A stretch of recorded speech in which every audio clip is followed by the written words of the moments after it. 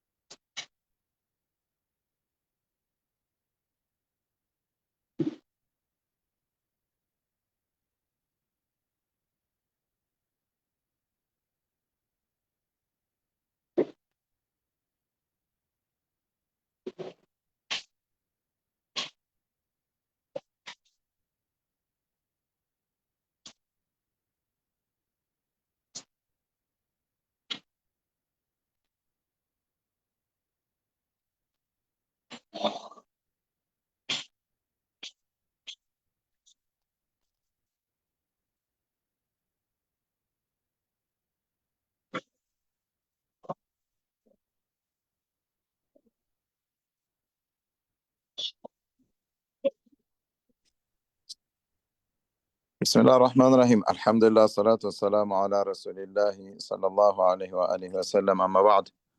السلام عليكم ورحمة الله جماعة. ሁላችሁም አላችሁ እንዴት ናችሁ? ሰላም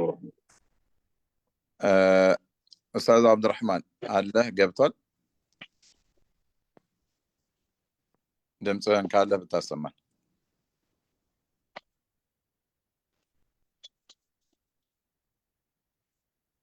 አብዱራህማን ምናልባት ማይኳን ሙዩቷን አንሳት።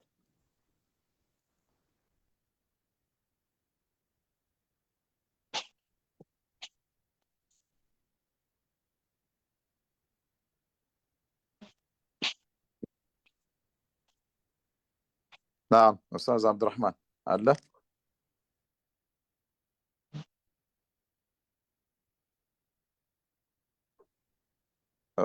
ኡስታዝ አብዱራህማን አለ ገብቷል?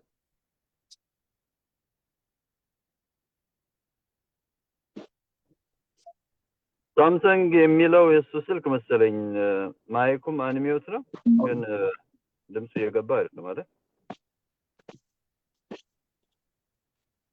ኡስታዝ አብዱራህማን ይሰማል እንዴ? الو السلام عليكم. ገብቷል። ወአለይኩም ሰላም ወራህመቱላሂ ወበረካቱ። ተኩይ እንዴት ነህ? ደህና ናችሁ ኡስታዛችን? አፍያችሁስ? ገባችሁ? ሁሉ አማን ሁሉ ሰላም ሐቢቢ። ጀዛከላህ ኸይር። ኢንሻአላህ ድምፁም እየሰራ ነው። ኢንሻአላህ ኡስታዝ አብዱራህማንን ምናልባት የማታውቁት ወንድሞች እህቶች ካላችሁ ኡስታዝ አብዱራህማን ናዝሬት በማለት በመባል ይታወቃል። ያው ኮምቦልቻ፣ ደሴ ኡስታዝ ጠልሃ ጋር ሰዎች ቁርአን በሚቀሩበት ሰዓት ከተለያየ ሀገር ሰዎች ይመጡ ስለነበረ ስማቸው ላይ የሀገራቸው ስም ይለጠፍና በዛ እንዲለዩ ይደረግ ነበረ። አብዱራህማን ከናዝሬት ስለሆነ ኡስታዝ አብዱራህማን ናዝሬት የሚለው በዛው ጸደቀ። ልክ እኔ መሐመድ ባኮ እንደተባልኩት ማለት ነው። እና አብዱራህማንን ምናልባት የአዳማ ልጅ ነው።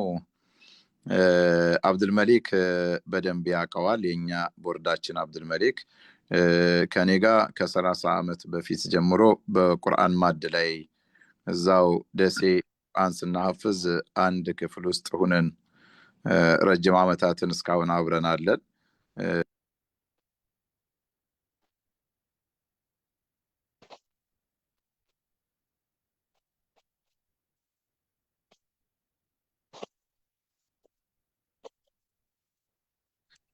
አላህ በጣም እንዲጠብቃቸው ከምንለምነው ወንድሞች ውስጥ ነው አብዱራህማን። ከልጅነቱ ጀምሮ በቁርአን ላይ ያለ በዕልም ላይ ያለ ወንድም ነው። ሐቂቃ ዛሬ ይሄንን ግሩፕ ሲቀላቀል በጣም ተደስቻለሁ። ወላሂ እንደኔ ፍላጎትና ሐሳብ እንደው እያንዳንዱ ሙስሊም በተለይ የሀበሻው ሙስሊም አብዱራህማንን ቢያዳምጠውና እንደው የሱን ትምህርት ቢከታተሉ ብዬ የምመኘው አይነት ወንድም ነው። ሐቂቃም ነው ደግሞ ስታዳምጡት የሚሰጣችሁን ትምህርት ስትሰሙት ሁላችሁም ለዚህ ምስክር እንደምትሆኑ አልጠራጠርም። ሀያቱን ለዲን የሚሰጥ ወንድም ነው። ዒልሙ ላይ በጣም ከፍተኛ ጊዜ ይሰጣል። በጣም ያነባል፣ በጣም ይቀራል። እንደ ዋቂዑንም የሚረዳ ወንድም ነውና ዛሬ እኛ ጋር ተቀላቅሎ ስላየሁት ወላሂ በጣም ተደስቻለሁ። ዌልካም፣ እንኳን ደህና መጣ አብዱራህማን። ብዙ መናገር ይችላለሁ ግን ይቅር፣ ሌላ ጊዜ ለእናንተ ነግራችሁ ይሆናል ኢንሻአላህ። ለዛሬው እሱ ትምህርቱን እዚህ እንዲያስተላልፍ እንጋብዘዋለሁ። በጣም ተደስቻለሁ።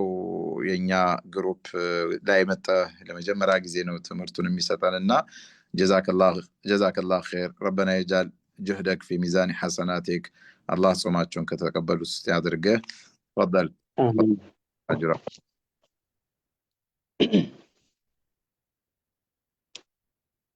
بسم الله الحمد لله والصلاة والسلام على رسول الله صلى الله عليه وآله وسلم. اللهم لا علم لنا إلا ما علمتنا إنك أنت العليم الحكيم. اللهم يا معلم إبراهيم علمنا ويا مفهم سليمان فهمنا ويا معطي لقمان الحكمة زينا بالحكمة. اللهم اجعل صيامنا صيام الصائمين وقيامنا قيام القائمين وصلاتنا صلاة الخاشعين المقبولين عندك አሚን። ድምፄ በትክክል የተሰማ መሆኑን እርግጠኛ አይደለም። ትንሽ በመሃል ይሰማል። መርሐባ። አልሐምዱሊላህ ረብል ዓለሚን። ያው ይሄ በመጀመሪያው የዐሽረል አዋኢል በእኛ አገር የመጀመሪያው ዐሽረል አዋኢል የመጀመሪያው የረመዳን 10 ሌሊቶች ዛሬ ሌሊት ላይ ያበቃል። አላህ ሱብሓነሁ ወተዓላ ከተጠቀሙ ሰዎች አላህ ያድርገን። በዚህኛው 10 ሌሊት ያጎደልነውን በቀጣዮቹ 10 ሌሊቶች ምናሟላ አላህ ያድርገን። ያው በመጀመሪያ አልሐምዱሊላህ ረብል ዓለሚን ምስጋና ማቅረብ ፈልጋለሁ ለወንድሜ መሐመድ ደጉ። አላህ ለደጋግ ባሮቹ የሚሰጠውን አጅር ጨምሮ ጨማምሮ አላህ ይስጠው። ምናልባት በዚህ ፕሮግራም ላይ እንድሳተፍ ትልቁ ሚና የተጫወተው ወንድሜ ስለሆነ፣ ሌላው መሐመድ በድሩ በጠቅላላው የፈርስት ሂጅራ ፋውንዴሽን አመራር አባላት ለዚህ ያው ምንም እንኳን ለእንደዚህ አይነት ትልቅ መድረክ ትልልቅ የሚመጥኑ ሰዎች ቢኖርም እኔን መርጣችሁ ለዚህ ስለጋበዛችሁኝ አላህ ለደጋግ ባሮቹ የሚሰጠውን ምንዳ አላህ ይስጣችሁ እያልኩ ይህን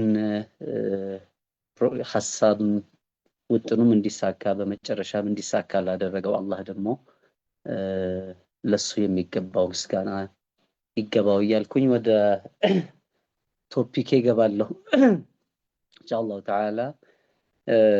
ያው የኔ ቶፒክ የረመዳን አስተምህሮት እና በውሳኔ አሰጣጥ ላይ የሚል ነው።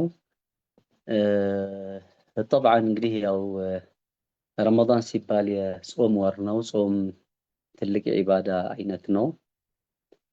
ዒባዳ ያው የሰው ልጅ ወደዚህ ዓለም የመጣበቱ ዓላማው ነው። ጠሪቅ ሙዓበድ ይላሉ አረቦች፣ የተረገጠ መንገድ ማለት ነው። ዒባዳ ማለት ለአላህ ውሳኔ መረገጥ፣ ለአላህ ፍላጎት መገዛት ማለት ነውና የህግ አዋቂዎች የእስልምና ህግ ሊቃውንት ዒባዳን በአንድ መልኩ በሶስት አይነት መክፈል ይቻላል ይላሉ። አካላዊ ዒባዳ የሚባል አለ። በአካል ብቻ የሚሰራ ለአላህ ለማደር አካላችንን ብቻ የምንሰጠው የዒባዳ አይነት አለ። ለምሳሌ እንደ ሶላት አይነት፣ እንደ ዚክር አይነት፣ እንደ ቁርአን መቅራት አይነት።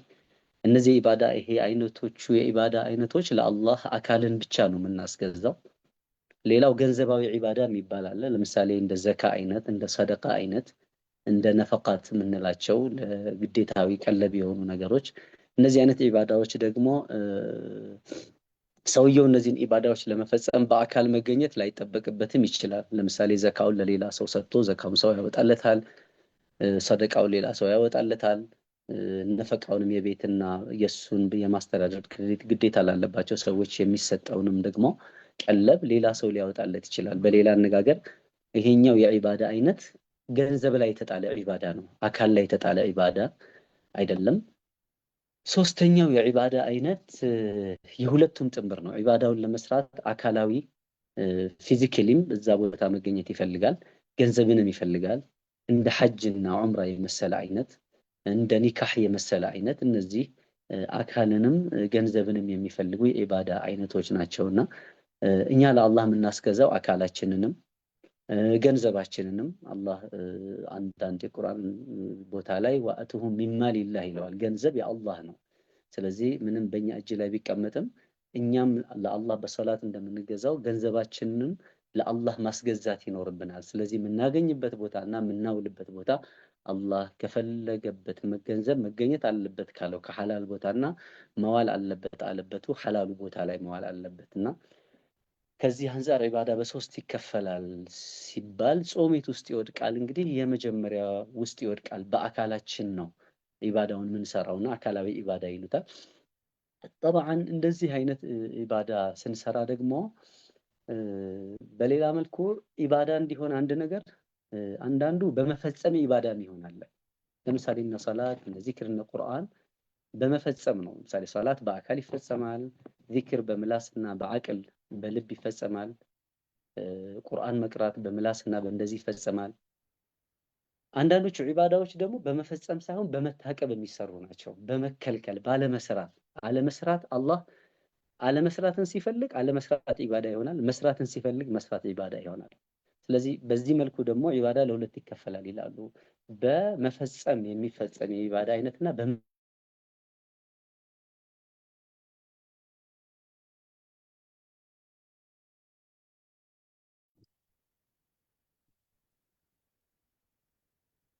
አብዱራህማን ድምጽህ ተቋርጧል መሰለኝ።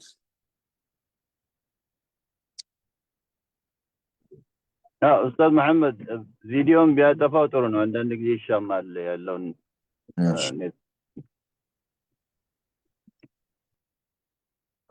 ኡስታዝ አብዱራህማን አለ ወይ? ከሌለ እንደ አዲስ ግባ እናውጣ። እንደ አዲስ ወጣህ ግባ ማለት ነው።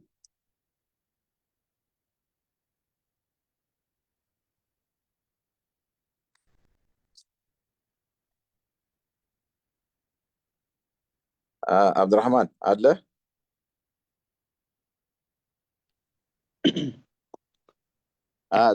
ድምጽህ ጠፍቶ ነበር አብዱራህማን። ምናልባት ቪዲዮ ኔትወርኩን የሚያጠፋብህ ከሆነ ወይ በድምጽ ብቻ እንትን በለው። በመሀል ኮኔክሽን ይመስለኛል። አይ ቲንክ የተቋረጠ ይመስለኛል። ተመልሷል። አሁን አለ።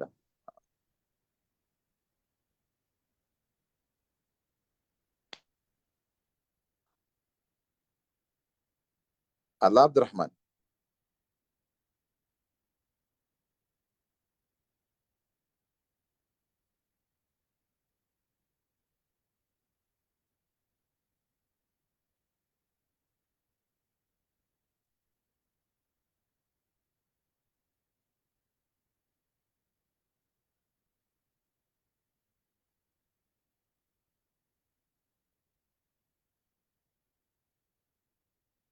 مرحبا عبد الرحمن.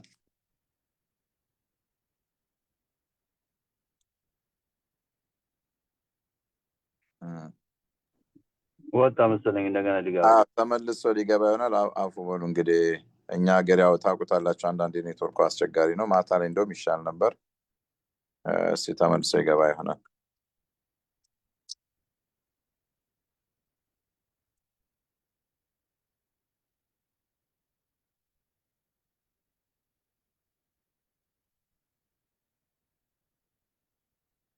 ናም ኡስታዝ አብዱራህማን ይሰማሃል? እስኪገባ እንጠብቅ።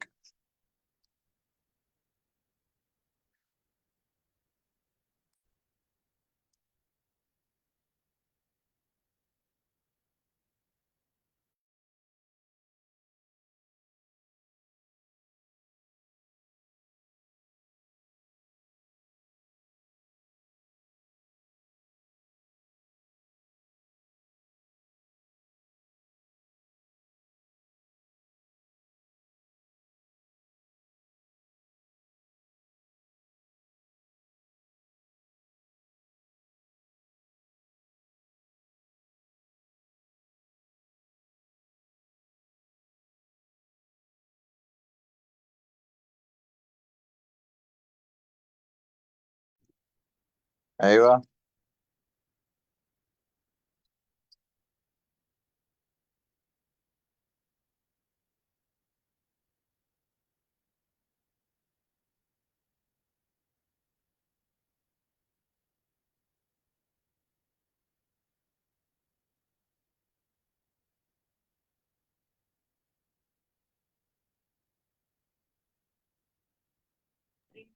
አንዴ ልደውልለት ወጥቼ ኡስታዝ መሐመድ። እስቲ ይሻላል መሰለኝ። እኔም ልወጣ ነበር። እሺ ውጣ፣ እናንተ ደውል።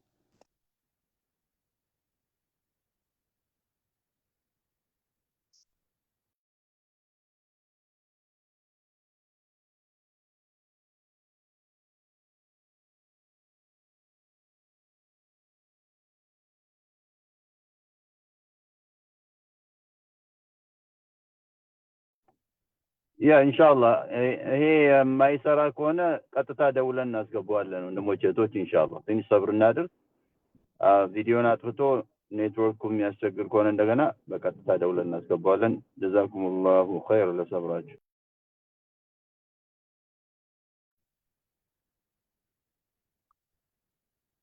አብሽሩ። ያው ረመዳን አንድም የሶብር ወር ነው ይባል የለ ትዕግስት የሚደረግባቸው ወራቶች ውስጥ ነው። ኢንሻአላህ ለመማር ራሱ ይሄንን አስቡ ወደዚህ ግሩፕ የምትቀላቀሉ ወንድም እህቶች እንደ ቀላል አትዩት። ይሄ ትልቅ የአላህ ተውፊቅ ነው። ወላሂ ዒልም ለመቅሰም ብላችሁ በምትመጡበት ሰዓት አላህ ረቡል ዒዘት ወልጀላል ለእናንተ የሚያደርግላችሁን ነገር ብታውቁት ሁሌም እንትን ትላላችሁና እየገባችሁ ይህንን ፕሮግራም ለመከታተል የምትመጡ ሰዎች ወላሂ ትልቅ የአላህ ተውፊቅ ያላችሁ ናቸው። ይህንን እንደው ችላ አትበሉት። አንዳንዴ እዚህ ግሩፕ ላይ ሰዎች ወንድሞችን እየጋበዝን ስናመጣ ዒልም ለመማር ነው። ዒልም ደግሞ በሸሪዓችን እኮ አንዱ ግዴታ ከተደረጉበት ነገር ነው።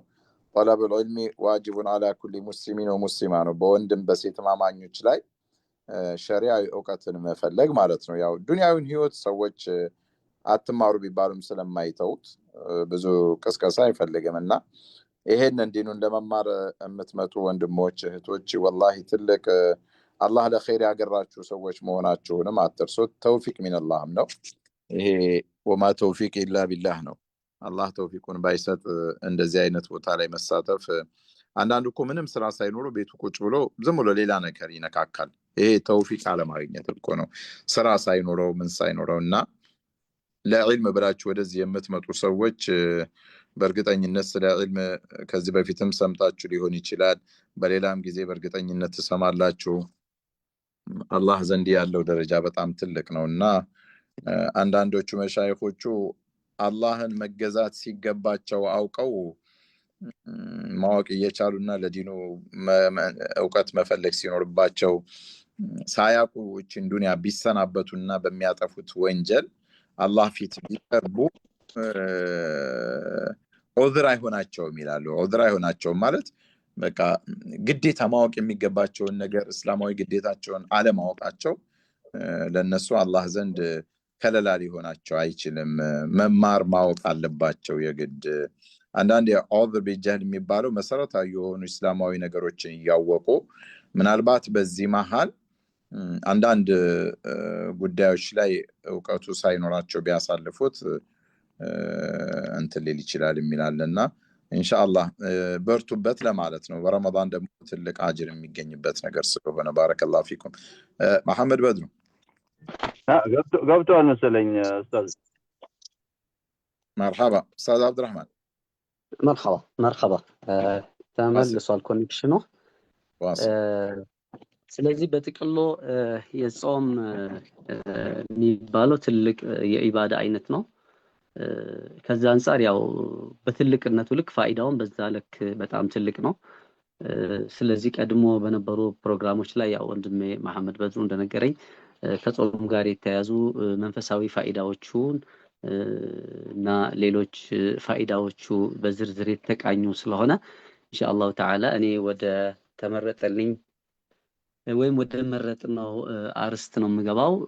ረመዳን ከረመዳን ውስጥ ከምንማራቸው ነገሮች አንዱ ውሳኔ አሰጣጥ ላይ ረመዳን የአላህን ባሮች ያሰለጥናል።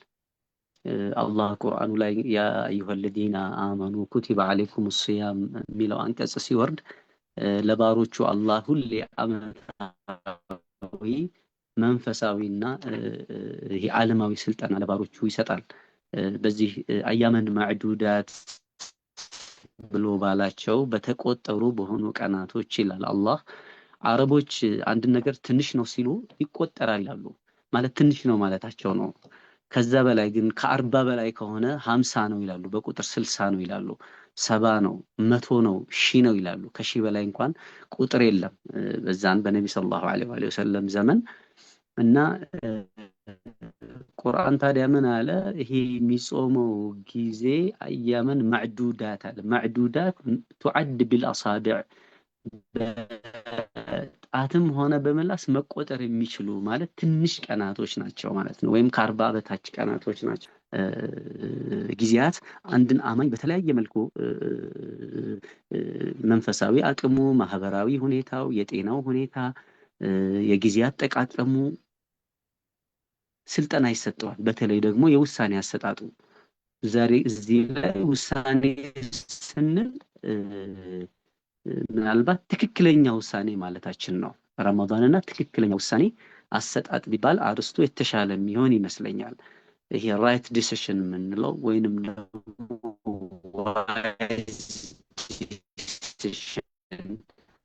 ኮሬክት ዲሲሽን የምንላቸው ትክክለኛ ሳውንድ የሆነ ዲሲሽን ውሳኔ መስጠት ረመዳን ለባሮቹ በ29 እና ለ30 ቀናት ያለ ማቋረጥ ስልጠና ይሰጣል። ኻዱል ቀራር ይባላል በአረብኛ። ትክክለኛ ውሳኔ መስጠት ማለት ምንድን ነው? ብዙ ሰዎች ውሳኔ እንሰጣለን። ህይወታችን በሙሉ በውሳኔ የተሞላ ነው። አንድ ሰው ቁርሱ ለመብላት ይወስናል፣ ምሳውን ለመብላት ይወስናል፣ ለመተኛት ይወስናል። እያንዳንዷ ሰከንድ ብዙ ውሳኔዎች ትፈልጋለች ከኛ። ገዘፍ ያሉትን የትዳር አጋርን መምረጥ፣ መዝሀብን መምረጥ፣ የፖለቲካ አቅጣጫን ወይም ደግሞ አመለካከትን መምረጥ የመሰሉ ግዙፍ ነገሮች ቀርቶ በእያንዳንዱ የዕለት ተዕለት ነባራዊ ህይወታችን በሙሉ በውሳኔዎች የተሞላ ነው። ግን ረመዳን የሚሰጠን አሁን ተራ ውሳኔ መወሰንን አይደለም። ትክክለኛ ውሳኔ መወሰን ምንድን ነው፣ እንዴት ነው የሚለውን ከረመዳን አንጻር እናያለን። ትክክለኛ ውሳኔ ማለት ምንድን ነው ይላሉ በሙያው ላይ ያሉ ሰዎች ዲፋይን ሲያደርጉት ሁዋ እክትያሩን ዋዕን ይላሉ።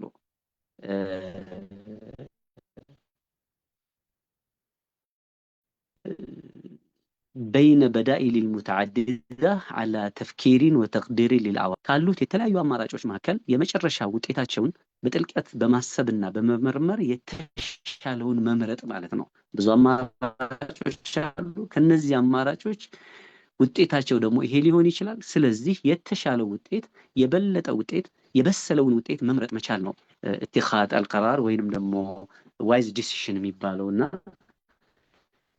ከዛ አንጻር ይሄ ትክክለኛ ውሳኔ የሚባለው ነገር አንድን ነገር በጥልቀት ማሰብ ይፈልጋል፣ በዛ ላይ ማጥናት ይፈልጋል፣ መመራመር ይፈልጋል፣ የመጨረሻው አማራጮችን ላይ ስክሪን አውት ማድረግ ይፈልጋል፣ ከዛ የተሻለውን ላይ ማስቀመጥ ይፈልጋል። ስለዚህ ፕሮሰስ ነው ማለት ነው። በእስልምና የሐሳብ ደረጃዎች ይባላል የሚባል ነገር አለ። ምንድነው የሐሳብ ደረጃ ማለት? ሁሉም ሐሳቦች በእስልምና ውሳኔ አይባሉ ወይም ሁሉም ሐሳቦች ኒያ የሚባለው ደረጃ ላይ አይደርሱም። እንትን ድምፁ በመሃል እየተቆራረጠ ስለሆነ ቆይ ቀጥታ ይደወልልህና በዛ ግባ አንዴ። መርሐባ። ይሄኛው በጣም እንትን እያለ እየተቆራረጠ ነው። ቆይ አንዴ እንደውልልህ። ኡስታዝ ጥሩ እየሰራ ነው እኛ ጋር።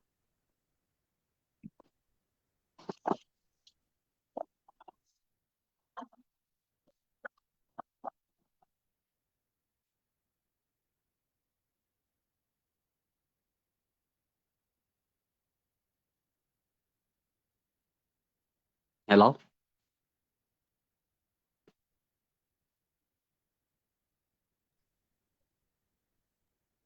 ኡስታዝ አብዱራህማን አንድ ጊዜ ቀጥታ እንደውልልህ። ድምጽህ ትንሽ መሀል ላይ የተቆራረጠ ስለሆነ ቆንጆ ርዕሶች እያነሳ ነውና እንዲያመልጠን አልፈለግንም። አንድ ጊዜ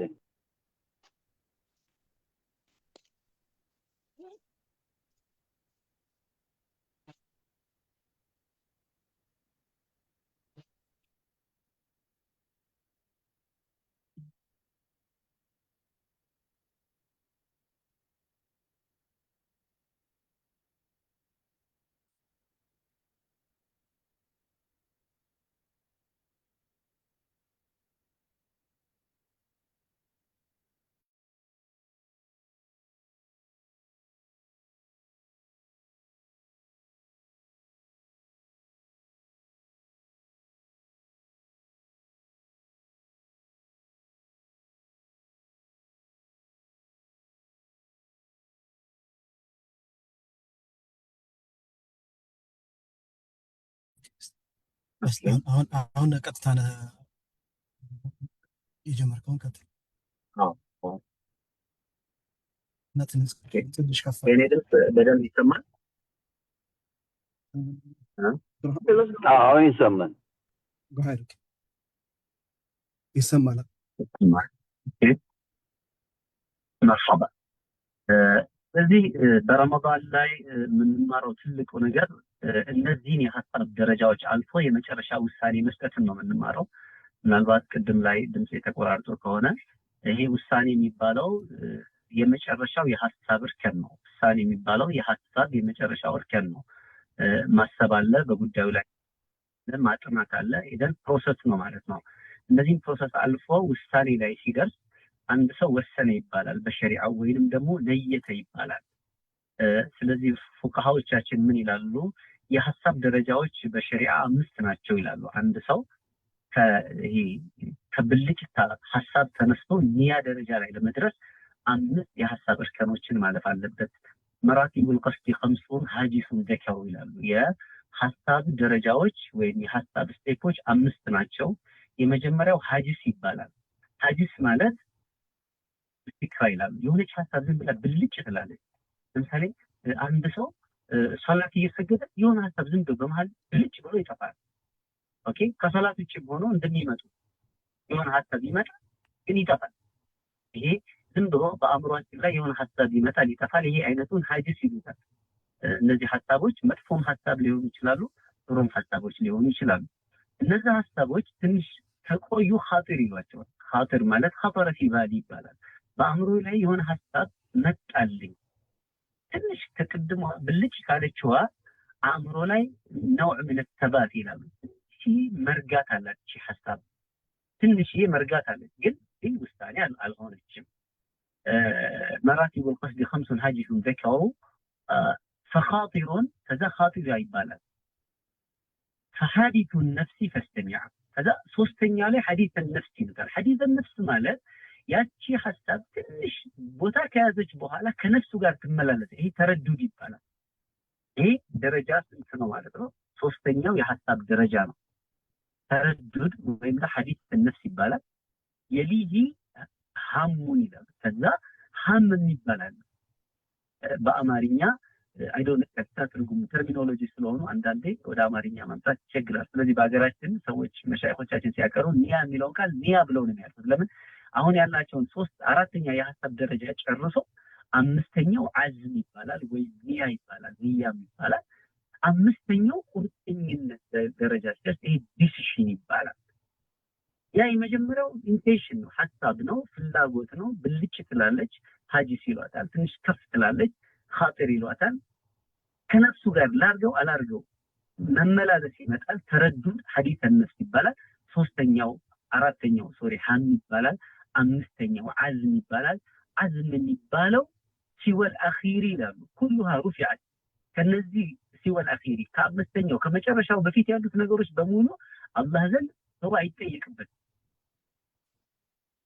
ሲወል አኺሪ ففيه الاخذ قد وقع ከመጨረሻው በስተፊት ያሉት አንድ ሰው ነብዩ ሰለላሁ ዐለይሂ ወሰለም አንድ ሰው በሐሳቡ በሚመጣለት ነገር አይጠየቅም ብለው ከነሱ ጋር ያወራው የሆነው ነገሮች ብለው የነገሩን ነገሮች አሉና እነዚህ የሐሳብ ደረጃዎች አልፎ አንድ ሰው የመጨረሻው ላይ አዝም ላይ ወይ ኒያ የሚባለው ላይ ወይ ዲሲሽን ላይ ሲደርስ ወሰነ ይባላል፣ ነየተ ይባላል። ለመስገድ ነየተ፣ አላሁ አክበር ይላል። ኢሕራም ማረገ፣ ዑምራ ለማድረግ ነየተ፣ ኢሕራም ማረገ ነው ወይ ለበይካ ዑምረተን ይላል።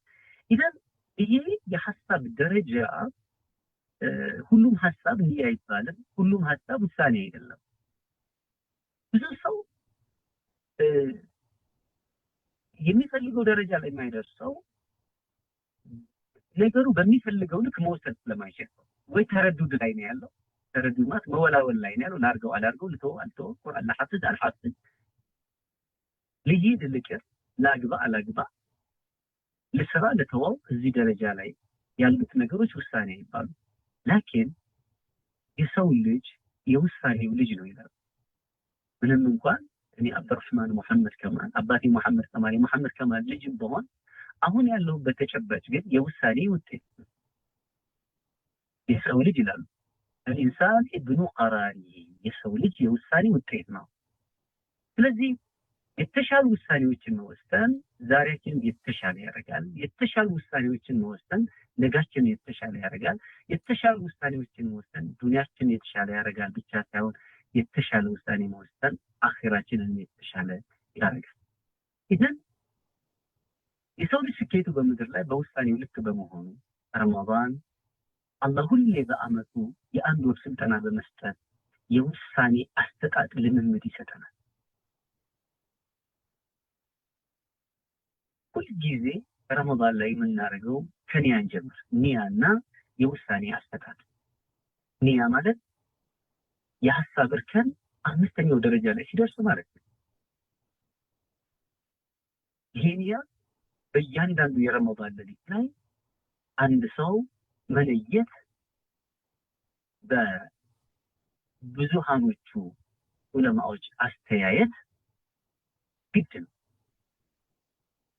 ነገን ለመጾም ዛሬ ላይ ሐሳቡን ቋጥሮ ማደር አለበት። ሐዲሱ ላይ ምን ይላል? من لم يبيت الصيام من الليل فلا صيام له። ከሌሊቱ አካል ላይ ከሌሊቱ ክፍል ላይ ጾሙን ቋጥሮ ያላደረ ሰው ነገ ጾም የለውም። በሸሪዓው አነጋገር ነገ ጾመኛ አይባልም። ነገን ለመጾም ሰውየው ዛሬ ላይ ወስኖ ማደር አለበት። ኒያ መሰረታዊ ነገር ነው። ከምን አንፃር? አንድን ስራ ልማዳዊ ይሁን ኢባዳዊ ይሁን የሚለየው ኒያ። ለምሳሌ አንድ ሰው ጾም የሚባለው ሸሪዓዊ ዴፊኒሽን ምንድን ነው ይላሉ? وهو الامساك عن المفطرات الشرعيه من طلوع الفجر الصادق الى غروب الشمس بنيه التقرب الى الله. ጾም ብሎ ማለት ከእውነተኛው ጎህ መፈልቀቅ እስከ ፀሐይ መጥለቅ ድረስ ሸሪዓው ያስፈጥራል ካላቸው ነገሮች መታቀብ ብቻ። ከዚህ ሰዓት ላይ ቢታቀብ ጾም ይባላል? ላ ቢኒየቲ ተቀሩቢ ኢለላህ፣ ወደ ጌታው መቃረብን በመሻት ያደረገው ጾም ይባላል። ወደ ጌታው መቃረብን ካልሻ እነዚህ ሰዓታት በሙሉ ቢቆይ ሰውየው የረሃብ አድማ አደረገ ነው የሚባለው። ኢዘን የረሃብ አድማንና ሸሪዓዊ ጾምን የሚለየው ምንድነው ማለት ነው? ኒያ ማለት። ኢዘን ኒያ ትልቁ ነገር ልማዳዊ ስራን ከሃይማኖታዊ ስራ ይለያል። አንዳንዴ ሃይማኖታዊ ስራዎችንም አንዱን ከአንዱ ይለያል። ለምሳሌ ዙሁርና አስር አስተጋገዱ ተመሳሳይ 4 ረካዓ፣ አራቱም በስውር ነው የሚቀሩት። ሩኩዓቸው ተመሳሳይ ነው፣ ስጁዳቸው ተመሳሳይ ነው። ዙሁርና አስር ምንድነው የሚለያቸው? ዙሁርና አስር ምንድነው የሚለያቸው? ኒያ የሚባለው ነገር። ይሄ 5ኛው የሐሳብ እርከን ላይ የደረሰው ኒያ የሚባለው ነገር። ኦኬ፣ ዙሁርና አስር ብቻ አይደለም የሚሰግደው ዙሁር በሰዓቱ የሚፈጸም የአዳ ዙሁር ነው ወይስ የቀባ ዙሁር ነው? በሰዓቱ የሚፈጸም ኢባዳ አዳ ይባላል። ወቅቱን ካለፈ በኋላ ከሐላፊነት ለመዳን የሚሰገደው ደግሞ ቀዳ ይባላል። ያ የሚሰግደው ሰላት ያው ሰላት ራሱ ቢሆን ቀዳ ነው አዳ ነው የሚለየው አሁንም ውሳኔው ነው። ረመዳን ይሄንን መወሰን የሚባለው ነገር በየሌሊቱ ያለማመደናል። ነወይቱ ጾመ ገዲን፣ እኔ እኮ ነገር ልጾም ነው። አልአዳኢ በዕለቱ የሚፈጸምን ጾም የቀባ ጾም አይደለም ጾም ነገር። እንደገና ፈርድ ሸህሪ ረመዳን፣ የዚህም የረመዳን ወርን هذه السنة የዚህን ዓመት ረመዳን አዩ። አንዳንዴ ሰው ረመዳንን ሳይጾም ቀባ ያለበት ይቀጥሎ ረመዳን ይመጣል። በመጣበት ረመዳን ላይ ሰውየው ሊጾም የሚችለው የመጣው ረመዳን ያለፈውን ቀባውን አይደል። ለምን አላህ ምን አልፈመን ሸሂደ ሚንኩም አሽህራ፣ ወሩን ያገኘ ሰው ፈልየጹሙ፣ ይጹሙ፣ ያንን ይጹሙ። በወሩ የተቀመጠውን ግዴታ ይጹሙ። ታዲያ እንደገና ይሄንን ብቻ በማለቱ ንያው ውሳኔው በቂ ነው? ላ ውሳኔው ሊያካትተው የሚገባው ነገር የሚሰራው ነገር ነገ ሊጾም ነው፣ የረመዳን ጾም ነው የሚጾመው፣ የዚህን ዓመት ረመዳን ነው የሚጾመው። ኢማንን ወህቲሳብን፣ ኢማንን ይሄንን ግዴታ ከአላህ መሆኑን አምኖበት واحتسابا كجيتاو የሚያገኙን አስልቶ ነው ይጾም ብሎ ይሄንን ውሳኔ ከሌሊቱ የተወሰነው ሰዓት ላይ የውሳኔው ሰዓት ደግሞ ረጅም ነው ጥሩ ነው ደስ የሚለው ከፀሐይ መጥለቅ አንስቶ እስከ ፈጅር መፈልቀቅ ድረስ ሰውየው ንያውን መነየት ይችላል። ንያውን ነው የሚችለው ጾሙን አይጀምርም ለሊት ላይ ጾም የለም ግን ንያው ውሳኔው ከድርጊት በፊት መቀመጥ ስላለበት ስለዚህ አንዳንድ ዑለማዎች ምን ይላሉ ሰውየው በሚያፈጥርበት ጊዜ የመጀመሪያውን ቀን ምሳሌ ምን ይላል اللهم لك الصمت وعلى رزقك أفطرت ጌታዬ ላንተ ደየጾምኩኝ وعلى رزقك أفطرت በሰጠኸኝ ሲሳይ ጾሜን ፈታሁ ولصوم الغد نويت የነገን ጾሜን ወስኛለሁ ብሎ ቢል ይወደዳል ይላል ከዛ በኋላ ሲተግብ ذهب الظمأ وابتلت العروق وثبت الأجر إن شاء الله ብሎ ይላል ይሄን የውሳኔ አሰጣጥ ለምንድን ውሳኔ አሰጣጥ አንድ ጊዜ ብቻ ሰርቶ አይደለም የሚተው ነገም ሲጾም ነገ ራሱን የቻለ ዒባዳ ስለሆነ የራሱን የቻለ ንያ ይፈልጋል طبعا ያው ይሄ በተለይ በመዝሀብ ሻፊዒ ብዙሃን እኛ ሀገር ላይ ኢባዳውን በሚፈጽምበት በሆነው በዳባ አፈጻጸም طبعا እዚህ ላይ ምናልባት አንዳንድ ወንድሞች ሊያነሱ ይችላል ለምሳሌ በመዝሀብ ማሊኪ ሰውየው የወሩን ጾም አንዴ መለየት ይችላል አይደለም ወይ አው ይችላል ብለዋል ማሊኪያው ግን አሁንም የወሩን በአእምሮ ላይ ለ30 ቀን ከፋፍሎ እንደሚጾም ውሳኔውን ማስቀመጥ አለበት በመጀመሪያው አደሪ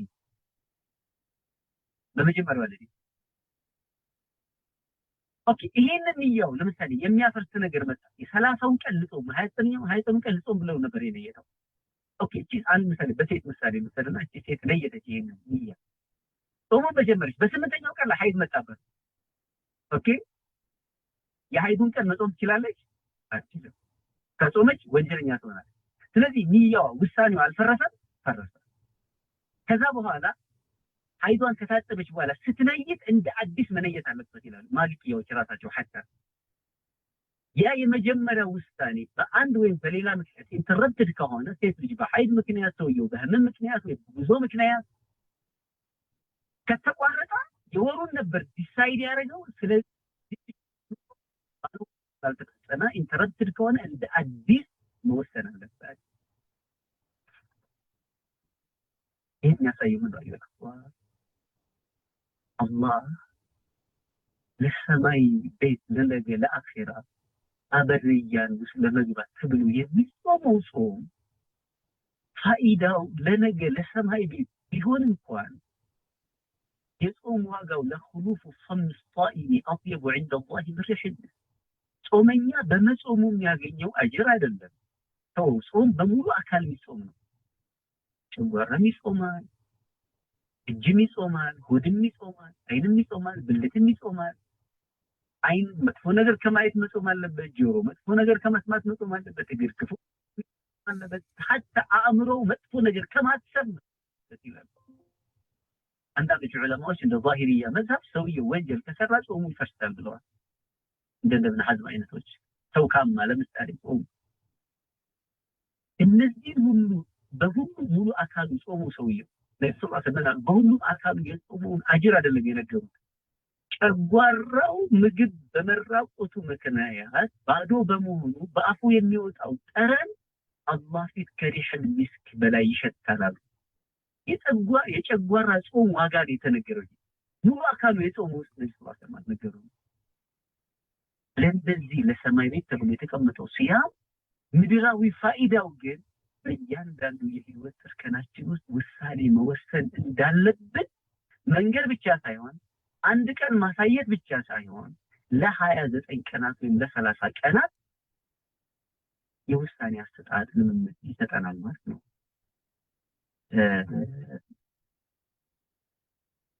ለምን የውሳኔ የሚባለው የሁሉ ነገር መወጠኛው እሱ ስለሆነ ምናልባት አንዳንድ ምሳሌዎችን ማንሳት ከፈለግ ካስገደለን ሁሌ አንዳንድ ከንያ ጋር ተያይዞ የሚያነሷቸው ታሪኮች አሉ። ለምሳሌ በነብዩ ሰለላሁ ዐለይሂ ወሰለም ዘመን አንድ ሰው ታመመ፣ ወባ መዲና ላይ አመመው። ያው መዲና በጣም ወባ የሚበዛበት አገር ነበር፣ በተለይ በመጀመሪያው ዓመት ሂጅራ ዓመታት ላይ። በኋላ ነብዩ ሰለላሁ ዐለይሂ ወሰለም በጣም ዱዓ አድርገው ከመዲና ወባ ወጥቶ ወደ ጆሽፋ ወደሚባል ከሻም አካባቢ የሚመጡ ሰዎች የሚያሐሩበት ሚቃት አለ፣ ወደዛ ወደ በረሃው እንዲሄድ ብለው ነብዩ ዱዓ አድርገው ሰለላሁ ዐለይሂ ወሰለም ነው ከዛ ሄደች ይባላል የወባና ሰውየው ወባ አሞት ነብዩ ሰለላሁ ዐለይሂ ወሰለም ጠይቁት፣ አሰላሙ አለይኩም ዘየው። ከዛ ያው ለታመመ ሰው የሚደረገውን ዱዓ አድርጉለት። ላ በአስ ማለት በሽታው ላ በአስ በሽታው ለቆሃል፣ በሽታው የለብህም፣ ጠሁር ከወንጀልህ መራገፊያ ነው ኢንሻአላህ በአላህ ፈቃድ አሉ። ያ ሽማግሌ ግን ነብዩ ሰለላሁ ዐለይሂ ወሰለም ድነሃል፣ በቃ በሽታው ለቆሃል፣ እንደውም ለወንጀል ማራገፊያ ሆኖልሃል አላህ ቢሻል። ምን አላቸው? በሊል ሑማ ተቁር ላ አላቸው። ወባ ባናቴ ላይ እየተፍለከለከ አላቸው። አላ ሼኽን ከቢሪን ቱሪድሁ ልቁቡር፣ አንድን አዛውንት ወደ ቀብሩ እያንደፋደፈች ልትከተው እየገፋችኝ እያያችሁ እንዲህ ትላላችሁ እንዲህ አላቸው። እሱ ወስኗል ሞታለሁ ብሎ፣ ሰው ደግሞ ትድናለህ አሉት አላህ ቢሻ። እሱ ግን ላላላላ እኔ እኮ በቃ ልጤ የተራሰ ቀብሬ የተማሰ እንደሚባለው እንደዛ አይነት ነኝ አላቸው። ደርስ ለምን አሉ? ኢዘን ከዳልክ እንደዚህ ካልክ እንደዛ ይሆናል። ወደ ቤታቸው ሳይደርሱ ለነብዩ ሰለላሁ ዐለይሂ ወሰለም የሰውየውን መሞት ተነገረውት ይላል። ግን የሰው ልጅ ሁል ጊዜ የውሳኔው ውጤት ነው የሚሆነው። ስለዚህ ውሳኔዎቻችን ላይ ጥንቃቄ ማድረግ እንዳለብን፣ ውሳኔዎቻችን የምንፈልገው ደረጃ ላይ እንደሚያደርሱን ረመዳን ትሬኒንግ ይሰጠናል ማለት ነው። ለምሳሌ ዑመር ብን አብዱልዓዚዝ የሚባሉ ታላቅ አምስተኛው ኸሊፋ ተብለው የሚጠሩ ምንም እንኳን በተርቲብ ከሰይድና አሊ በኋላ አኹለፋው አልአርባዓ አራሺዱን የሚባሉት 40 ሂጅሪያ ላይ ሰይድና አሊ ሲገደሉ አበቃ። ከዛ በኋላ እኒህ ሰው ስልጣን የያዙት በ99 ሂጅሪያ ነው፣ ከ59 ዓመት በኋላ ግን አልኸሊፈቱል ኻሚስ ይሏቸዋል፣ አምስተኛው ኸሊፋ ይሏቸዋል። በመሃል የ50 ምናምን ዓመት አለ። እኚህ ሰው ዑመር ብን አብዱልዓዚዝ ኢብኑ መርዋን ኢብን አልሐከም ይባላል። ምን ይሉ ነበር? ኢነሊ ነፍሰን ተዋቃ ይላል። በጣም የማትረካ የሆነ ነገር ላይ ስደርስ የማይበቃት ከዛ በላይ ያለው የምትመኝ ነፍስ አለችኝ ይላል። እንዴት? وما حققت شيئا الا قامت لما هو اعلى منها። የሆነ ውጤት ላይ ውሳኔ ወስኜ ከደረስኩ በኋላ ሌላ ተጨማሪ ከዛ በላይ የሆነ ነገር ትከጅላለች ነፍሴ። በጣም ማግባት የምፈልገው አንድ ያጎቴ ልጅ ነበረች አለ። የንጉስ ልጅ ነች፣ የአብዱል መሊክ ኢብኑ መርዋን ያባታቸው ወንድም ልጅ ነች፣ ያጎቱ ልጅ። በጣም ተወዳጅ ነች፣ በጣም ሀብታም ነች። በጣም ፋጢማ ቢንት አብዱል መሊክ ትባላለች። አባቷም ንጉስ ነው፣ አያቷም ንጉስ ነው፣ ወንድሞቿም ንጉስ ናቸው፣ ባሏም ንጉስ ነው። በታሪክ እንደዚህ አይነት ሴት የለችም። ቢንቱል አንድ ሻዒር አንድ ያሉት ግጥም ነበር። ቢንቱል ኸሊፈቲ والخليفة جدها زوجة الخليفة قلت والمتعلم معلومات عفوا በታሪክ እንደዚህ አይነት ሴት የለችም። አባቷ አብዱል መሊክ ንጉስ ነው፣ አያቷ መርዋን ኢብኑ ሐከም ንጉስ ነው፣ ባሏ ዑመር ብን አብዱልዓዚዝ ንጉስ ነው፣ ወንድሟ ወሊድ ብን አብዱል መሊክ ንጉስ ነው፣ ሱሌማን ብን አብዱል መሊክ፣ ሂሻም ብን አብዱል መሊክ። እንደዚህ አይነት ሴት የለችም። ኢዘን እቺ ሴት በጣም የምትፈልግ ሴት ነበረች። እሷ ማግባት ፈልግ ነበር። ሱብሃንአላህ አገባዋት። ከዛ የአገር መሪ መሆን ፈልግ ነበር። የመዲና ዋሊ አስተዳደር ሆንኳል። አሁንም ነፍስ ያልበቃትም። አሁንም ሌላ ዲሳይድ አደረኩ። ኖ ኸሊፋ መሆን አለብኝ። ኸሊፋ ሆንኳል። ይህንን የሚያውቁት ረጃዕ ብን ሐይዋ የሚባል የሰው አማካሪ የነበሩ አሳዳጊ ነው፣ ያኔ ሙረቢያቸው ለሳቸው ነው የሚነግሯቸው። እሺ ታዲያ ኸሊፋውን ታዲያ በኋላ ነፍስ ከዚህ በኋላ ምን ትፈልጋለች? ነፍሴ አሁንም ጀነትን ለመውረስ ወስናለች አሉ ይላሉ። ዑሙመን ይሄ ረመዳን ታዲያ ሁልጊዜ ዴይሊ ይህንን ትሬኒንግ ይሰጠናል። ለዚህ ነው ታዲያ ነቢ ሰለላሁ ዐለይሂ ወሰለም ለሳኢሚ ፈርሐታኒ ያሉ ጾመኛ ሁለት የደስታ ጊዜያት አሉት አሉ። ሁለት ኦኬ ጾም ከጾም እሺ በጾሙ ይደሰት። ኢዛ ለቂየ ረበሁ ጌታው ሲገናኝ ፈሪሐ ቢሰውሚ በመጾሙ ይደሰታል። ለምን ረያን በር ያስገባዋል። አላህ አይነ ሳኢሙን ብሎ ይጠራዋል። ብዙ እሺ ታዲያ ወኢዛ አፍጠራ ሲያፈጥር ፈሪሐ ቢፍጥሪሂ በማፍጠሩ ይደሰታል። ምክንያቱም በማፍጠሩ በመብላቱ ለምን ይደሰታል አሉ ለማ የሚደሰተው አሉ በውሳኔው መሰረት ስለፈጸመ አንድ ሰው ውሳኔው ውጤት ላይ ሲደርስ ይደሰታል። ነወይቱ ሶመ ገዲን ብሎ ነው የተማታ ነገ ልጾም ብሎ ነው የተ እስከ መቼ ነው የሚጾመው? እስከ ፀሐይ መጥለቅ ነው። ልክ ፀሐይ መጥለቅ ላይ ሲደርስ ሰውየው ምን ሆነ ማለት ነው? ደስተኛው ለምን በውሳኔው መሰረት ውጤቱ ላይ ደረሰ። ስለዚህ ለምሳሌ ምን አሉ ሐዲሱ ሱብሃንአላህ አጂብ ነው። ሊሳኢሚ ፈርሐታኒ የፍረሑሁማ የሚደሰትባቸው የሆኑ ሁለት የደስታ ሰዓቶች አሉ። ኢዛ አፍጠር ያፈጥር ፈሪሐ ቢፍጥሪሂ በማፍጠሩ ይደሰታል በውሳኔው መሰረት በመፈጸሙ። ወኢዛ ለቂየ ረበሁ ፈሪሐ ቢሰውሚሂ ጌታው ጋር ሲገናኝ ደግሞ በምን ይደሰታል? በመጾሙ ይደሰታል። ሱብሃንአላህ አጀበን ሊአምሪል ሙእሚን የሙእሚን ነገር ያጅባል። በመጾሙ ይደሰታል፣ በመብላቱም ይደሰታል። ያኔ ማፍጠር ማለት መብላት። ዑሙመን ይሄ እንግዲህ ከረመዳን የምንማረው ትልቁ ነገር ውሳኔን መስጠት ብቻም ሳይሆን ውሳኔያችን የውሳኔ አሰጣጥ ልምምድም ጭምር ይሰጥ ነው። ስለዚህ ነብዩ ሰለላሁ ዐለይሂ ወሰለም ሁሌ አንድ ሙእሚን ውሳኔው ትላልቅ ውሳኔዎችን መወሰን፣ ለትልቅ ውሳኔ ራስን ማጨት ለትልቅነት ማጨት ነው። ስለዚህ ነብዩ ሰለላሁ ዐለይሂ ወሰለም ኢዛ ሰአልቱሙላህ ፈስአሉሁል ፊርደውሲል አዕላ አላህን ጀነት ከጠየቃችሁት የመጨረሻውን ማዕረግ ጠይቁታል። ስለዚህ ሁሌ ውሳኔያችን ትልልቅ ነገሮች መሆን አለባቸው። እዚህ ላይ ብዙ ታሪኮች ማንሳት ይቻላል። ስለዚህ የመጨረሻውን ነገር እዚህ ላይ የምናነሳው ነገር ምንድነው? ሁሌ እንደዚህ አይነት ውሳኔዎች ሰውን ለምን ያደርሱታል? ለውጤት ያደርሱታል። ታዲያ ረመዳን ደግሞ የእያንዳንዱ ቀን ውሳኔ በየቀኑ ኢንተርቴን እንድናደርግ ያደርገናል። ሱብሃንአላህ ነወይቱ ሶመ ገዲን እላለሁ፣ ነገ መግሪብ ላይ ውሳኔን ውጤቱን አገኘዋለሁ፣ እደሰታለሁ። ይሄ ልምምድ በሌላውም ህይወታችን አላህ ምን እያለ ነው? መወሰን ከቻልክ መድረስ ትችላለህ እያለ ነው። ብዙ ወንድሞች አላህ ይህዲና ወይሳምሽና ወይሳምሽም በተለያየ ሱሶች በተለያዩ ወንጀሎች የሚፈተኑ ሰዎች አሉ። ለምንድን ነው ይህን ወንጀል ማትተው ሲባል ወላሂ ብዙ ሞከርኩኝ አቃተኝ። ለምንድን ይህን ሱስ ማትተው? ወላሂ ብዙ ሞከርኩኝ አቃተኝ። አላህ ምን ይለዋል? የኔ ባሪያ አንተ እኮ መወሰን ከቻልክ እንኳን ሐራም አይደለም ሐላል ነገር ትተዋለህ። መብላት መጠጣት ሐላል ነገር ነው። ከሚስት ጋር መተኛት ሐላል ነገር ነው። ቁርስ፣ ምሳ፣ እራት መብላት ሐላል ነገር ነው። አንተ እኮ ከወሰንክ እንኳን ሐራም ነገር አይደለም ሐላል ነገርን መተው ትችላለህ። ይሄ በመፈክር አይደለም፣ ረመዳን በተግባር የሚያለማምደን የሚያሰለጥነን ነገር ነው።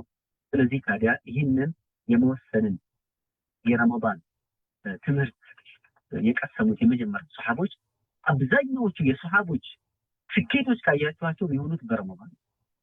ለምን? ከረመዳን መድረሳ ውሳኔ መስጠትን በደንብ ስለሰለጠኑ። የመጀመሪያው ረመዳናቸው ሱሐቦች እንዴት ሆኑ? ረመዳን ግዴታ የሆነው በሻዕባን ወር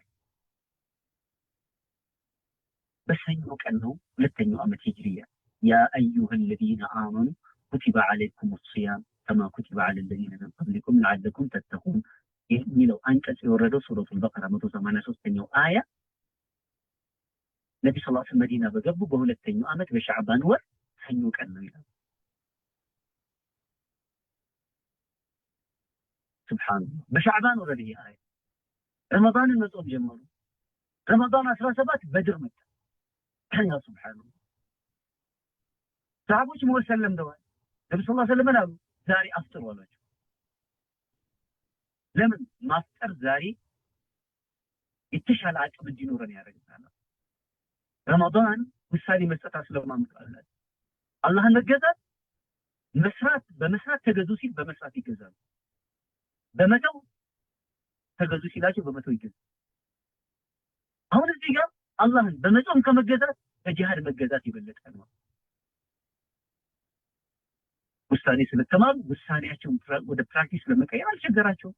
እንደውም አንዳንድ ሰሃቦች ነበሩ ተምሩን ለማስጠር የያዘውን ተምር አፉ ላይ ነበረ ፈፋው ይላሉ።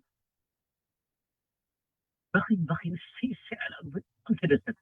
ምንድነው እንደዚህ ያስደሰተ ሲሉት ወላሂ ጀነት ዛሬ አሉ ነብዩ ሰለላሁ ዐለይሂ ወሰለም በፊት ዛሬ ወደፊት ብሎ ወደ ኋላ ሳይል የሞተ ሰው አላህ ጀነት ይመሰክርለታል፣ ጀነት አረጋግጦለታል ሲሉ ሲያለ ምን ነው ሲያስባለ እንደው በቃ ፍላጎቴ ነው ጉጉቴ ሲላቸው አንተ እኮ የጀነት ነው ሲሉት ተምሩን ካፉ ላይ ውር አድርገዋል። من إلى ركضا إلى الله بغير زاد إلا التقى وتلب المعاد والصبر في الله على الجهاد وسوء كل زاد عرضة للنفاد إلا التقى والبر والرشاد. يا عمر بن الحمام يا ننتمر ورورا والله إيش تمر بمبلغ يما باكلو جيزي كجنة يا زقيين عليه السلام. هي وساني كيف متى صحابوች መካን የከፈቱት በበድር ፈትሽ መካ تبوك ጦርነት برمضان. عامر بن العاص صحابي الجليل اسكندريه قبطن يكفتوت برمضان. اندلس ان موسى بن النصير كطارق بن زياد قال يكفتوت برمضان. اين جالوت تتارج ان قدس ان سلطان الظاهر بيبل يشرفوت برمضان. يقرب እንኳን የ1973 ኦክቶበር 1973 حرب رمضان የሚባል ጦርነት ከባድ ውሳኔ ይፈልጋል። ማሸነፍ ደግሞ ትክክለኛ ውሳኔ ይፈልጋል። ከረመዳን መድረሳ የሰለጠኑ ሰዎች በዚህ ታሪክ ይመሰክርላቸዋል። በመጨረሻም ይሄ የረመዳን እቅድን ማኖር የዛሬው ትምህርታችን ፍሬ ቢሆን ረመዳን ያደረገው ቁርአን ነው። በረመዳን ይላሉ ረመዳን ወር ነበር ቁርአን ሲወርድበት የወሮች ሁሉ አለቃ አደረገው ይላሉ። ነብዩ ሰለላሁ ዐለይሂ ወሰለም እንደ ሁሉም ነቢያቶች ነበሩ። ቁርአን ስለወረደባቸው አፍضل الانبياء ሆኑ። ጅብሪል እንደሌሎቹ መላእክት ነበር። ቁርአንን ስላወረደ ቁርአንን ይዞ ስለመጣ ሰይዱል መላእክት ሆነ። ስለዚህ ረመዳን ሲባል የረመዳን እቅድ ሲባል መጀመሪያ የሚያያዘው የቁርአን አቀራራችን ጋር ነው። ኢዘን የቁርአን የختም እቅድ ማስቀመጥ ስንት ጊዜ ነው ማክተም የምንችለው ከእንለኛ አቅም ያንን ስንት ጊዜ የሚባለውን ደግሞ በጊዜ ማስቀመጥ በሳምንት በቀናት በሰዓታት በሶላት ሌሎች ከረመዳን ጋር የሚያያዙ ከስራችን ባህሪ ጋር ለምሳሌ ዘካ የሚያወጡ ሰዎች የቁርአን አስተማሪዎች ሌላ ማህበራዊ ስራ ላይ ያሉ ሰዎች እያንዳንዱ ሰው እቅድ ሲያወጣ ውሳኔ ሲያስቀምጥ ከሱ ካለበት ተጨባጭና ካለው አቅም ጋር መሆን አለበት። ህልም ብቻ እንዳይሆን ሌሎች ምናልባት ካለን ሰዓት አንፃር ይሄ ራሱ ሌላ ትሬኒንግ የሚፈልግ ነገር ነው። ግን ትልቁና ዋነኛው ነገር ማስተምርበት ኢንሻአላህ በዚህ ያበቃለሁ። ይሄንን የረመዳናዊ ሁሉም ሰው በረመዳን ይለወጣል። ይሄንን ረመዳናዊ ለውጥ እንዴት ወደ ሁለንተናዊ ለውጥ መቀየር ይችላል የሚለው ላይ በደንብ ቁጭ ብለን እናስብ። የዛሬው ትምህርት በዚህ ላይ እና በእኔ በኩል ያለውን ጨርሻለሁኝ። ምናልባት አንዳንድ ከንግግር መስጠት ወይ ደግሞ የሳትፏቸው ሀሳቦች ካሉ ጥያቄና መልስ ማዳበር የሚቻል ከሆነ ወደ ፕሮግራሙ መሪ መለሳለሁ። ወሽክራን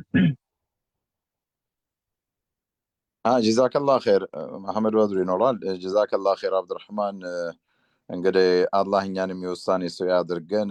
ውሳኔ ከባድ ነገር ነው። በህይወታችን ላይ በተሳሳተ መንገድ የምንወስናቸው ብዙ ነገሮች ወደ አልሆነ አቅጣጫ እየወሰዱን ነው። ኢንሻአላህ በሌላ ጊዜ እንግዲህ ተስተካክሎ ሌላ ሐሳቦችን እንደምታነሳልን ከዛሬም የተረፉትን ነገሮች ልታቀርብ የምችልበትን ሰዓት አንተ ፍቃድ ካለህ ኢንሻአላህ ሐቂቃ ደስ የሚል ትምህርት ነው የሰጠን። የተለየ ትምህርት ነው። ከምንሰማቸው ወጣ ያሉ ነገሮች ናቸው። በተለይ በንያችን ላይ ሁላችንም ችላ ማለት እንደሌለብንና እንደ ባህል አድርገን እንዳንጾመው ኢባዳን ከአዳ መለየት እንዳለብን ትልቅ ትምህርት የወሰድን ይመስለኛል ሁላችንም ኢንሻአላህ። በሌላ ጊዜ በተሻለ መልኩ ታመጣለህ የሚል እምነት ይኖረኛል። አሁን ልክ አዛን የሚልበት ሰዓት ስለሆነ አይ ቲንክ ጥያቄና መልስ ብዙም እንትን የሚለን አይመስለኝ። መሐመድ በድሩ አለህ ኢንሻአላህ ሲግባና የሚለውን እንስማ። ለአንተ ጀዛከላህ ኸይር። አላህ ያቆየህ ወንድሜ አብዱራህማን። አላህ ረጅም እድሜ ከአፍያ ጋር ይስጥህ። እንደው ሙራድህን ሁሉ አላህ ያሳካልህ። አንተንም ከማንም የተሻለ ንያ ሰው ያድርግህ ኢንሻአላህ። መሐመድ በድሩ نعم شيخنا አለውኝ ትወጣ ነው። ሶላት ደረሰ መሰለኝ እናንተ ጋር አዛን እያለ ነው። 15 ደቂቃ አለን። ማሻአላህ خير جزاك الله خير استاذ عبد الرحمن محمد بارك الله فيك። እስከ ዛሬ ድረስ እንዴት አላወቅነውም ኡስታዝ መሐመድ ደጉም እንዴት ደብቆን የሚል ነው ይመስለኛል እንደኔ የአብዛኞቻችን ስሜት። በጣም ደስ የሚል ቆይታ ነበር። አላህ ይጨምርልህ። بارك الله فيك ኡስታዝ አብዱ الرحمن ኡስታዝ መሐመድ ደጉ እንዳለው ሌላ ጊዜ ደግሞ እንደዚሁ እየጋበዝንህ ሌሎች መድረኮችንም እያዘጋጀን እየመጣ እንደዚሁ ጥሩ መልእክቶችን እንታስተላልፍልን ይሆናል። አላህ እንግዲህ ያቆየን እስከዛ ድረስ በአማን በአፊያ اللهم አሚን። ወንድሞች እህቶች ከቀረበው ደርስ ላይ ምክር ላይ ጥያቄዎች ካሏችሁ ኡስታዝ መሐመድ ደጉም እዚሁ ይቆያል ከኛ ጋር እንዳስር ወይም ወደዛ የሚቀሩ ደቂቃዎች እነሱ ጋር ይቃም ለማለት ትንሽ ደቂቃ ነው የቀረው። على كل حال እኔ والله ከዚህ ከረመዳን ጋር በተገናኘ ምን ሊነግረን ነው ከውሳኔ አሰጣጥ ጋር በተገናኘ ብዬ ከራሴ ጋር እየታገልኩ ነበር። እንዴት ይገናኛል? ምን አይነት የውሳኔ አሰጣጥ ስርዓት ወይም ደግሞ ትምህርት ይኖራል ረመዳን? ልክ ግን ከንያ ጀምሮ እያንዳንዷን ነገር ሲያስቀምጥ ምንድነው በቃ ውሳኔ መስጠት ማለት እኮ ይሄ ነው። በጣም የሚገርም አላቃ ግንኙነት ነው ያላቸው። ረመዳን የስልጠና ወር ነው ሲባል በሁሉም መስክ ላይ የሚገባበት ጉዳይ እንዳለ የሚያሳይ ነውና ስንሰግድ ስንጾም ከሐራም ነገር ስንቆጠብ መልካም ነገር ስንሰራ በፊት የማንሰራቸው ነገሮች ስንሰራ እኮ ሌሎች በርካታ አማራጮች እኮ አሉ። እነዛን እንዳንሰራ ይሄውን የምንሰራቸው ነገሮች እንዳንሰራ ሌሎች ነገሮች እንድንሰራ የሚያደርጉን እኮ አማራጮች ብዙ ናቸው። ውሳኔ ማለት ካሉት አማራጮች ውስጥ እኛ የራሳችንን ፈልገን ወስደን መስራት ማለት ነው። የሊደርሺፕ የማኔጅመንት ሰዎች እንደሚሉት there are alternatives and then among the alternatives prioritize አድርጎ ከአማራጮች ውስጥ አንደኛውን ፒክ ማድረግ ነው። the best የተባለው ሊሆን ይችላል፣ average ሊሆን ይችላል፣ the lowest የተባለው ሊሆን ይችላል or the do nothing alternative አለ ይላሉ። በቃ ምንም ሁሉንም አማራጮች አይና ሰውየው አይ ምንም ነገር ባልሰራ በነበርኩበት ቀጥል ይሻላል። ልክ አሁን እንደሚባለው ሀገራችን ላይ ብዙ ጊዜ ሰምተናል ሁላችንም። የሆነ አይነት ለውጥ የሚያመጣ አካሄድ ሲኖር ከለመድነው አው የባህላዊ አካሄድ እንድንለውጥ የሚገፋፋ የሚያስገድድ ነገር ሲመጣ የማላቀውን ነገር ከመሞክር ቢቀርብኝ ይሻላል ብለን ጥሩ ይሁን መጥፎ ሳንሞክረው የምንተወው ነገር አለና ምንድነው የሚባለው ከማያውቁት መልአክ የሚያውቁት ሰይጣን ይሻላል የሚል ይሄ ራስኮ ውሳኔ ነው። በቃ አይ ባለውበት በቀጥል ይሻላል ውሳኔ ነው አይደል? ሸዎቹ ሀቅ ነው እንደፈህሙ ነው። አብሽሩ እና ምን ለማለት ነው ረመዳን ላይ ሶላት የማንሰግድ ሶላት እንሰግዳለን። ሒጃብ የማያደርጉ እህቶቻችን ሒጃብ ያደርጋሉ። መልካም ስነ ምግባር የሌለን ወንድሞች እህቶች በዛ ነገር እንደገና ራሳችንን የተወሰነ እንለውጣለን። መስጂድ ጀማዓዎችን ስናይ ሁላችን መስጂድ ከጫፍ እስከ ጫፍ ጢም ብሎ ይሞላል። የት ሄዳችሁ ነበር ሌላ ጊዜ? አሁን ምን አድርጋችሁ መጣ? ወስኖ ነው የመጣው። በቃ መስጂድ መሄድ አለብኝ ብሎ ነው የመጣው። በሌሎች ይገፋ ራሱ አምኖበት እሱ ሌላ ነገር እና ጀዛከላህ ኸይር በጣም የሚገናኝና ትልቅ ትምህርት የሚሰጠን እንደሆነ ረመዳን አሳይተናል ከውሳኔ አሰጣጥ ጋር። ባረከላሁ ፊክ። ጊዜ እንዳልወስድ አፉ በሉኝ። አሁን ጊዜ ወሰድኩኝ መሰለኝ። ሌሎች ወንድሞች እህቶች ኡስታዝ መሐመድ ወደ አንተ ልመልስ። ጥያቄ ካላቸው እነሱ እናስተናግዳቸው እስከምትሄድ ድረስ። مرحبا جزاك الله خير شيخ محمد بدرو الله يطبق አንተንም እዚህ ጀማውን በሙሉ እዚህ ውስጥ ያለውን ግሩፕ ውስጥ ያለውን በሙሉ እስከ ቤተሰቡ አላህ ይጠብቅልን ኢንሻአላህ ባለች ደቂቃ የሆነ ነገር ሐሳብ መስጠት የምትፈልጉ ተፈضሉ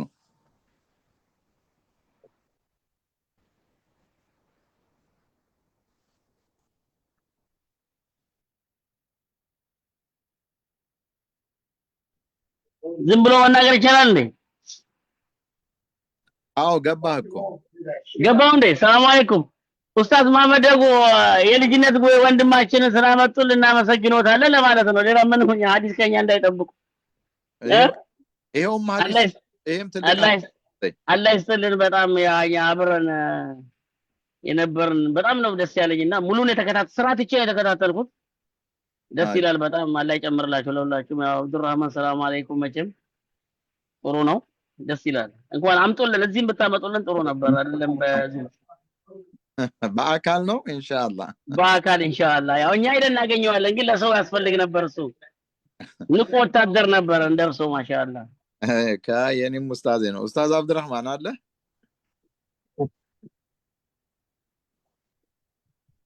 ወጥቶኝ በዘመኑ ቋንቋ አላህ አብዱራህማን አላህ ይጠብቃቸው ሁላቸውንም አላህ ይጠብቃቸው አና ጀዛከላህ ኸይር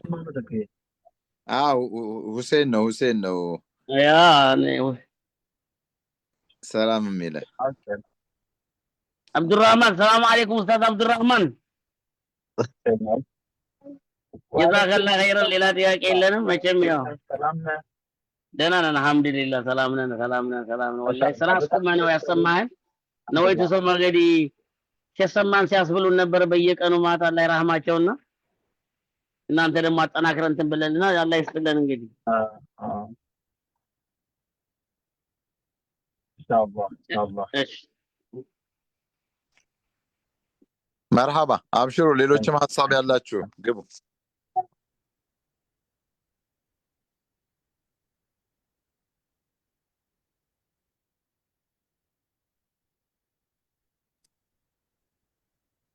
ጥያቄም ሐሳብም የለም ይመስለኛል እንግዲህ በደንብ ገብቶናል ማለት ነው ወይ ትምህርቱ ግለጥለጥ ያለ ነው ከዚህ በላይ አብዱራህማን እንደሚያስተምረን አቃለሁኝ ኢንሻአላህ አብዱራህማን ዘንድ ብዙ እንትኖች አሉ ጠቃሚ ትምህርቶች አሉ ጠቃሚ ምክሮች አሉ በብዙ ጊዜ ፍቃደኛ አይሆንም ነበር አሁን ጀዛሁላህ ኸይር አክብሮን ወደኛ የተቀላቀለ ድብቅ ብሎ መስራት የሚደንድምነውና ለዚህ ነው ብዙም ወደዚህ ወደ መድረክ ላይ የማይመጣው ኢንሻአላህ ግን ለእንደኛ አይነቱ በተለይ ከሀገር ውጭ ላሉ ሰዎች ጥሩ የሚስማሙ ትምህርቶችን ይሰጠናል ብለን ተስፋ እናደርጋለን ኢንሻአላህ አላህ ለሁላችንም ረጅም እድሜ ይስጠንና እንቀጥላለን ጥያቄዎች ከሌሉ ግን መሐመድ በድሩ ምን ሐሳብ አለ ሐሳብ የሚጠይቁ ሰዎች ብዙ አልታየንም ሄዶ ግን ከንያው ጋር ተያይዞ አብዱራህማን እኔ እግረ መንገድ ይነሳል ብዬ የጠበቅኩት ነገር ምናልባት ሰዎች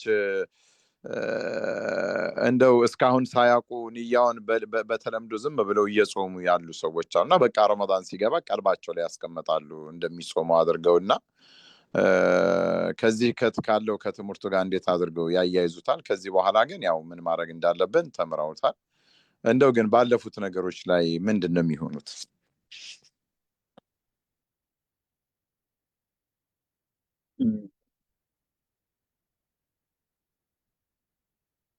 ንያ በብዙሃኖቹ አስተያየት ያው አንዱ ሩክን ነው አንዱ ማዕዘን ነው ስለዚህ እሱ ከፈረሰ ጾም ይፈርሳል ይሄ ያው በመርህ ደረጃ የሚታወቅ ነገር ነው ግን ንያ ፕራክቲስ የሚደረገው በምን ላይ ነው የሚለው ላይ ነው እንግዲህ ጾሙ ፈርሷል አልፈረሰም የሚለውን ደግሞ የሚወስነው ንያ የሚባለው ነገር የልብ ቁርጠኝነት ነው የሐሳብ የመጨረሻ ደረጃ ነው ስለዚህ ንያ የሚባለው ልብ ላይ ያለ ነገር ነው መሐሉሃል ቀልብ ነው የሚሉት ይሄ በመላስ ማለት የተሻለ ነገር ሊያመጣ ይችላል የሚል ሐሳብ ቢኖር ግን ንያ የሚባለው ነገር ቦታው ስራው የሚሰራበት ቦታው ልብ ላይ ነው ስለዚህ ቅድም ለምሳሌ ሲያፈጥር اللهم لك صمت وعلى رزقك افطرت وبالصوم الغدي نويت ብሎ ሲል በምላሱ አይደል ያለው በልቡ ላይ የሌለውን የውሸቱም ቢሆን በምላሱ ያለው እኮ ውድቅ ነው የሱ ንያ ልቡ ላይ የሌለ ነው ይሄ ኒፋቅ ነው የሚባለው ስለዚህ አስሉ ንያ ልብ ላይ ነው ያለው በልቡ ካሰበ በምላሱም ባይናገር ከዚህ በፊት በነበረው طبعا ወይም አንዲት እናት አንዲት ሚስት ለነገ ሱሁር የሚሆን ዕቃ ማታ ካዘጋጀች ባልየው ሲመጣ ለነገ ይሄው ለሱሁር የሚሆን ነገር ገዝቼ መጥቻለሁ ይሄው ብሎ ከሰጠ ይሄ በልቡ ላይ ያለውን ነገር በተግባር ማሳየቱ ምልክት ነው ይላሉ ጀዛከላሁ ኸይር ልቡ ላይ ላለው ነገር ለማሳየት ምልክት ነው ስለዚህ በዚህ መልኩ ያለፉት ጾሞች ትክክለኛ ናቸው ተብሎ ይወሰዳሉ ግን አሁን ባለው ጾምን ከመጾምን የዘለለ ስለሆነ የንያ ጉዳይ ውሳኔን የማለማመድም ስለሆነ ሰውየው ንያውን በልቡ ላይ መቋጠርን መለማመድ ያስፈልጋል በእያንዳንዱ የሌሊት ጀዛከላሁ ኸይር እኔ በደንብ ተመልሶልኛል ያው ነይቶ ማሰባቸው ይሄ የሚያደርጉት ለጾም የሚደረጉ እንቅስቃሴዎች በሙሉ ረመዳንን መጾምን አስበው ቀልባቸው ላይ የቋጠሩት ነገር ስለሆነ ንያው ተገኝቷል ነው እና ኢንሻአላህ በቀጣይ ያው እያንዳንዳችን ረመዳንን ከዚህም አልፎ የውሳኔ ነገር የተባለው ሐቂቃም ነው ወንድም እህቶቻችን እዚህ ላይ ችላ እንዳንለው የምፈልገው ነገር ኡስታዝ መሐመድ በድሩም ሲናገረው ነበር ብዙ ቁርአን እንቀራለን ሌሊት ተነስተን እንሰግዳለን ከተራዊህ ውጭም ለመስገድ ለምናምን እንታገላለን ይሄ ረመዳኑ የሰጠን ውሳኔ እንችላለን ማለት ነውና ከረመዳን ውጭ ለምንድን ነው ማንወስነው ነው ረመዳኑ ሐቂቃ የውሳኔ ትምህርት ቤት ነው ብለን ካመን ይሄንን ተንተርሰን በቃ ከረመዳን ውጭም ከሸዋል ጀምረን እስከሚመጣው አመት ረመዳን ድረስ ውሳኔን ማስቀመጥ እንደምንችልና በቃ ቋሚ የሆነ ቁርአን መቅራት እንደምንችል ቋሚ የሆኑ ኸይራቶችን መስጠት እንደምንችል ሌሊት መስገድም ካለብን አሁን አንዳንድ ጁዝ ሙሉ እየቀራን ተራዊህ እንደምንሰግደው በቃ ቢያንስ 2 ረካዓ ከዊትር ጋር አድርገን ሌሊት ተነስተን ልንሰግድ እንደምንችል መወሰን እንደምንችል ብቻ የምንማርበት ነገር ነውና ከምንም በላይ ይሄ ውሳኔን እንማርበታለን የሚለውን ነገር እንደው ችላ አንበለው ረመዳን ሲወጣ ብዙ ጊዜ በቃ ረመዳን ላይ ብቻ ወሰነን ከረመዳን ውጭ ነገሮችን ወደ ነበርንበት ስንፍና እንመለሳለን ግን እንችላለን ማለት ነው በቃ ረመዳኑ ደግሞ ይሄን ሊያስተምረን ነው የመጣ ከረመዳን በኋላ በዛው መቀጠል አለብን በመሰረቱ አንድ ኢባዳ አላህ ዘንድ የበለጠ ተቀባይነት መሆኑ ምልክቱ ከዛው በኢባዳው ላይ ሰዎች ኢባዳውን ሲጨምሩ ነውና ቀለል አድርገንም ሳይበዛ እንደው ወኢን ቀለ አሐቡ الدين الى الله ما داوم عليه صاحبه وإن قل በሚለው ቀለል ያለች ነገርን እንኳን ከግዴታ ከሆኑብን ነገሮች ውጭ ከረመዳን ውጭ መቀጠል እንዳለብን አሁኑ ነው እኛም ውሳኔ ማድረግ እንዳለብን እንድንለማመደው ለማለት ነው ከትምህርቱ ያገኘነው ትልቁ ነገር ይሄ ነው እኔም ከራሴ ጋር ራሴን ስጠይቅ ለምንድነው ከረመዳን በኋላስ መሆን አይችሉም ወይ ያሉትን ነገሮች በሚል ነውና በድጋሜ ጀዛከላሁ ኸይር አብዱራህማን ይሄ ሳይሆን ከረመዳን ጋር የተያያዘ በቴክስት የመጣ ጥያቄ አለ ጾም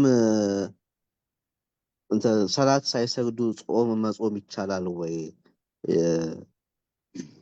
እና ሰላት ሳይሰግዱ ጾም መጾም ይቻላል ወይ የሚል ጥያቄ መጥቷል ያ ጾሙን ይጾማሉ ግን ሰላቱን አይሰግዱምና ያ ይቻላል ወይ የሚል ጥያቄ መጥቷል በቴክስት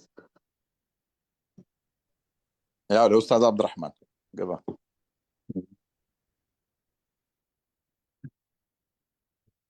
ያው ፈትዋ በሐቂቃው በአካባቢው ባሉ ሰዎች ነው ሊሰጥ የሚገባው ራሱ የፈትዋ የሚባለው አንድ ቶፒክ በኡሱል الفقه በሚባለው ትምህርት ላይ አንድ አርስት ነው ለምን ፈትዋ ማለት ሸሪዓዊ ብይንን ተጨባጭ ላይ ማውረድ ማለት ነው ተጨባጭ ማለት ግለሰብ ሊሆን ይችላል ሁኔታ ሊሆን ይችላል ጊዜ ሊሆን ይችላል በሸሪዓው ለምሳሌ አንድን ነገር አይበቃም የተባለ ነገር የሆነ ግለሰብ ይሄንን ነገር ላድርገው ብሎ ሲጠይቅ አይ ይሄን ነገር አንተ ልታረግ አይበቃም ሲባል ፈትዋ ይባላል ግን አሁን አንተ ካለበት ተጨባጭ አንፃር ይሄ በጣም አስገዳጅ ሁኔታ ውስጥ ስላለ ልታረግ ትችላለህ ተብሎም ሊሆን ይችላል እሱ የሚሰጠው ፈትዋ እና ያው እኔ ብዙ ጊዜ በሌላ ሀገር ባለ ተጨባጭ ላይ ያው ያሉ በዛው ሀገር ያሉ ሰዎች ፈትዋ እንዲሰጡት ነው ሸሪዓው የሚመክረው ለምን ያን ተጨባጭ እኔ አሁን ኢትዮጵያ ላይ ሆኜ አሜሪካን ሀገር ስላለው ይሄ ሰውዬ ጾሙን እየጾመ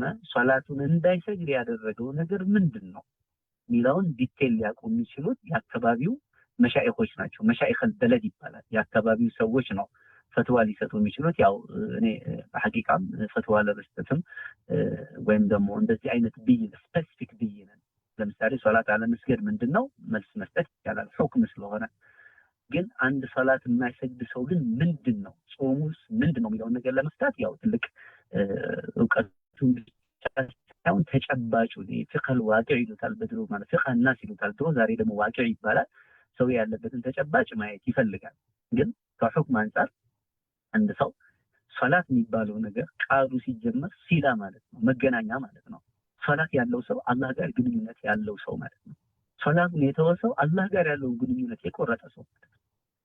በጌታው ረህመት፣ በጌታው እዝነት፣ በጌታው ቸርነት በሱ ልክስና ሆኖ እንጂ ይሄ ሰው አላህ ጋር ያለውን ግንኙነት ፕራክቲካሊ ቆርጧል። ፕራክቲካሊ ቲዮሬቲካሊ ቆርጧል። ይሄ እንግዲህ ዑለማዎቹ የሐሳብ ልዩነት አምጥተዋል። ቲዮሬቲካሊም ቆርጧል ያሉ ዑለማዎች አሉ። ሶላት ያልሰገደ ሰው ከፍሯል ብለው ያስቀመጡ ዑለማዎች አሉ። ከፍሯል ከተባለ ጾም ዋጅብ የሚሆነው አለል ሙስሊም البالغ العاقل الخالي من الحيض والنفاس ይላል። ሶላት ጾም ግዴታ የሚሆነው ሙስሊም በሆነ ላይ፣ አእምሮ ጤናማ በሆነ ላይ፣ እድሜው ለአቅመ ኃላፊነት በደረሰ ላይ፣ ሴት ከሆነች ይሄ ሁሉ ተሟልቶ ከሐይድና ከኒፋስ ደም የጠራች በሆነች ላይ፣ ጾምን መጾም በሚያስችል ተጨባጭ ላይ ባለ ሰው ላይ ይላል። ይሄ ነው ግዴታ። ስለዚህ ጾምን አላህ ግዴታ ያደረገው ሙእሚን ላይ ያ አዩሀ الذين آمنوا ብሎ ነው የጀመረው። ሶላት ያልሰገደ ሰው ካፊር ነው ያሉ ሙራኖች አሉ፣ ሙስሊም ሊቃውንቶች አሉ። ከሁክም አንፃር ነው የሚማረው ፈትዋ አይደለም። እንደዚህ ብለው ያስቀምጡ አሉ እንደ አህመድ ኢብኑ ሐንበል ወመን ዋፈቀሁ من المحدثين በሱ ሐሳብ የገጠሙ አይ ሶላት የሰገደ ሰው አላህን የካደ ካፊር አይደለም፣ ከአላህ ጋር መገናኛውን የቆረጠ ከሃዲ ነው።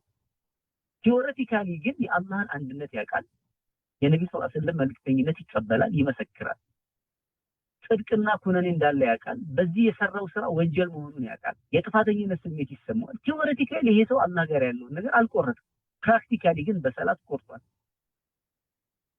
ይሄን ሐሳብ ላይ ሸይኽና ደረሳ ተለያዩ። አህመድ ኢብኑ ሐንበል የሚባሉት የኢማሙ ሻፊዒ ደረሳ ናቸው።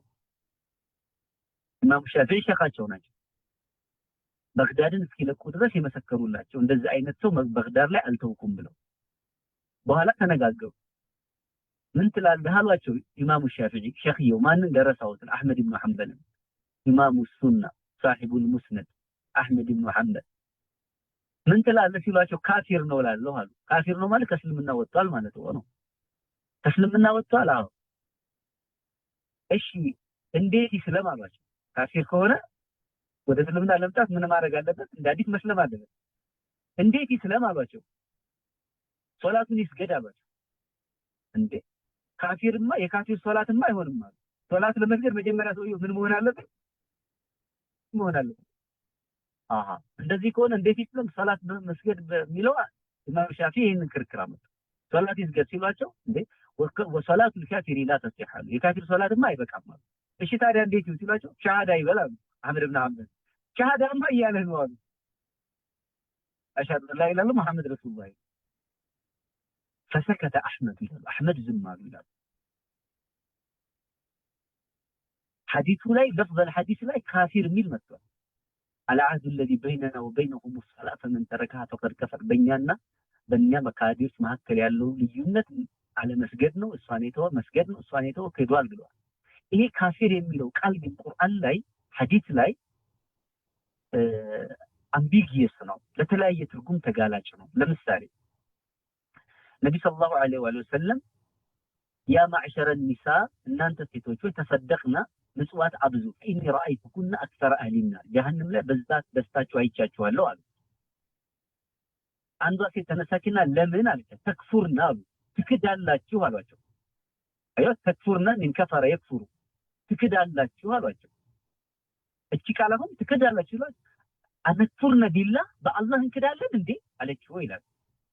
ተክፉርነ العشيرة መልካም ውለታን ትክዳላችሁ ባልሽ አመት ሙሉ መልካም ነገር ቢውልሽ አንድ ቀን ቢቀር አንተ ኸይር አይቻላልም ብለሽ ውለታን ትክጃለሽ ኩፍር የሚለው ቃል ሐዲስ ላይ እንደዚህ አይነት ኒዕማንም ለመካድ ውለታንም ለመካድ አላህንም ለመካድ ሆኖ ይመጣል ለምሳሌ ሲባቡል ሙስሊሚ ፍሱቅ ይላል እስላምን መስደብ አማጺነት ነው ይላል ወቂታሉ ኩፍሩን ይላል መምታት ደግሞ ኩፍር ነው ይላል ቂታል ማለት ሙኻተላ መጋደሉ ማለት ነው መግደሉ ሳይሆን መምታቱ ኩፍር ነው ይላል ስለዚህ አሁን አንዱ ሙስሊም በጥፊ ቢመታው ከፈረ ማለት ከእስልምና ወጣ ማለት ነው ለአላህ ያደረን ሰው ለአላህ የሰገደን ሰው በጥፊ መምታት ትልቁ የአላህን ውለታ መካድ ነው በዚህ የተነሳ ይሄ ሶላት በመተው ካፊር ነው የሚለው ጉዳይ እኔ ከሁክም አንፃር ነው ዑለማዎቹ በዚህ መልኩ ሄደውበታል ጅምሁር العلماء من الشافعية والحنفية والمالكية እዚህ ጋር ኩፍር የተባለው አላህን መካድ ሳይሆን ግን ሰውየው ይሄን ያደረገ ሰው ግን ፍርዱ ምንድነው ይያዛል በሸሪዓ ፍርድ ቢኖር ይጠየቃል ለምን እንዳልሰገደ ከዛ የውቀት ብዥታ ካለበት እሱን የሚያስተምሩ ይታሰራል እሱ ብዥታ ካለበት ብዥታውን የሚያስረዳው አሊም ይደረግለታል ከዛ በኋላ እንዲሰግድ ይደረጋል ያው እስልምና ህግ ነው ያው በእናንተ ሀገር ላይ ይሄን አሁን ማውራት ከባድ ሊሆን ይችላል በእስላማዊ ህግ በሚኖር ሀገር ላይ በእስላማዊ ስርዓት ዶክትሪኑ እስላም በሆነ ሀገር ላይ ተካሱለን ይገደላል ይላል በአህመድ ኢብኑ ሐንበል የተገደለው ካፊር ሆኖ ነው በኢማሙ ሻፊዒ ግን መገደሉ የሱ ፍርድ መገደል ነው ግን መገደሉ ካፊር ሆኖ ሳይሆን አማጺ ሆኖ ነው የተገደለው አማጺያን የሚገደሉ አሉ አይደል ሙስሊም ላይ ለምሳሌ ኸዋሪጅ ምናምን ተፍረው አይደለም እኮ ግን ፍርዱ ያው ነው መገደል ሱብሃንአላህ ምን ያክል የሶላት ነገር ከባድ መሆኑን ያሳያል ላኪን እንዳልነው አሁን እኔ ስፔሲፊክ ፐርሰኑ ላይ ሳይሆን ኮንሰፕቱ ላይ ብዙሃኖቹ ከፍሯል የሚለው ፕራክቲካሊ ቲዮሬቲካሊ ግን ላኢላሃ ኢላላህ ሙሐመድ ረሱሉላህ ይላል ሐዲሶች ያሉ የቂያም ቀን አንድ ምንም ስራ ሳይሰራ ሰውየው አላህ ፊት ለምርመራና ለሚዛን ይቀርባል ላኢላሃ ኢላላህ እንጂ ሌላ ምንም ስራ የለውም ግን ላኢላሃ ግን በሙሉ ትመዝነዋለች ይላል ይሄ ሰው አሁን ሶላት አልሰገደም ወለም يعمل من الخير فضل ይላል ከኸይር ስራ አንድ ማለት ሰራም ይላል ግን ይሄ ከሆነ ይሄ ሶላት የማይሰግድ ሰው ጾሙን በመስገድ ይሄ ሰው ፕራክቲካሊ ያለውን ተጨባጭ እነ መሐመድ ደጉን የሚያውቁት እዛ ሀገር ያሉ ዑለማዎች ነው የሚያውቁት የአሜሪካ የፈትዋ ምንድነው የሚባለው የእናንተ ካውንስል እነሱ ነው የሚያውቁት ግን በኮንሰፕቹዋሊ ይሄ ነገር ይሄን ይመስላል ከባድ ነው አይከፍርም ያሉት እንኳን ኢማም ሻፊዒ ፍርዱ ግን ተይዞ ታስሮ ብጂታ ካለበት ምሁር ተመድቦለት ከዛ በኋላ እንቢ ካለ ይገደላል ብለዋል እና እንግዲህ እኔ ያው እዚህ ድረስ ነው ከዚህ በኋላ ያለው የፈትዋ ጉዳይ እዛው ሀገር ያሉ ሰዎችና የሚመለከተውና አላህ ይሄንን ወንድማችንን ሶላት እንዲሰግድ እንዲያስችለው ዱዓ ከልብ ማድረግ አለብን አላህ እኛንም እሱንም አላህ ይምራው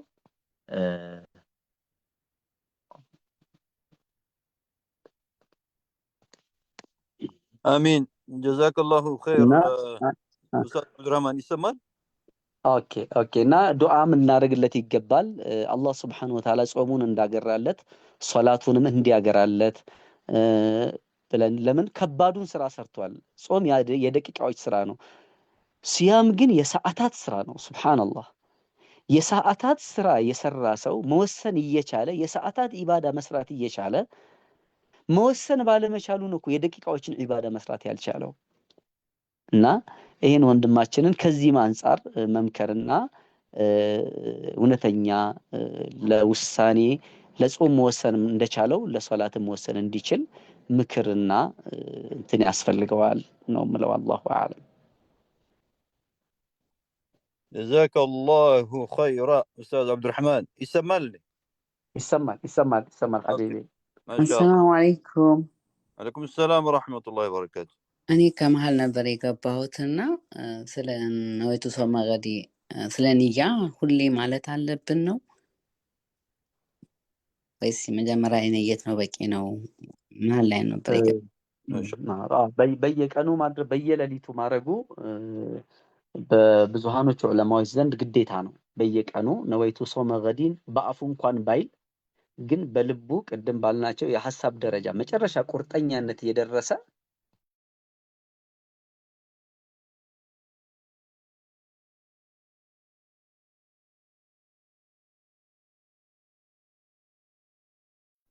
ወጣን ራሱን ሚውት አድርጓል። በልቡ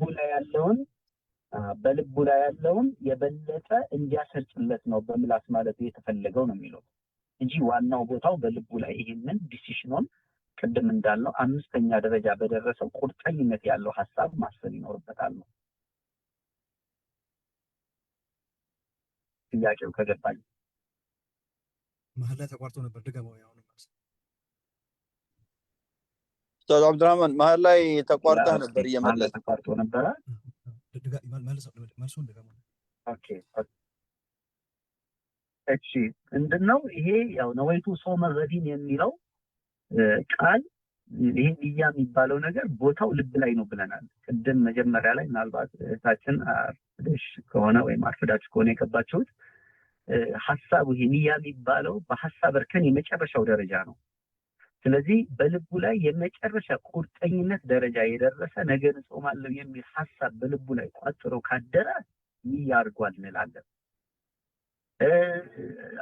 አንቺ አሁን ሴት ነሽ፣ ለሱሑር ልጆችሽን ከቀሰቀሽ ወይም ራስሽን ከቀሰቀሽ አሁንም ነገር ልትጾሚ ፕራክቲካሊ አሳይተሻል ማለት ነው። ወይም ባልሽ ወይም ወንድምሽ ወይም የቤቱ ኃላፊ የሆነ ሰው ለነገ ሱሑራችን ይሆነናል ብሎ ማታ ላይ የሆነ ነገር ይዞ ከመጣ ማታ ላይ ነው የንያው ቦታ ማታ ላይ መሆን አለበት። ለፈርዱ ከሆነ አሁንም ተነይቷል እንላለን።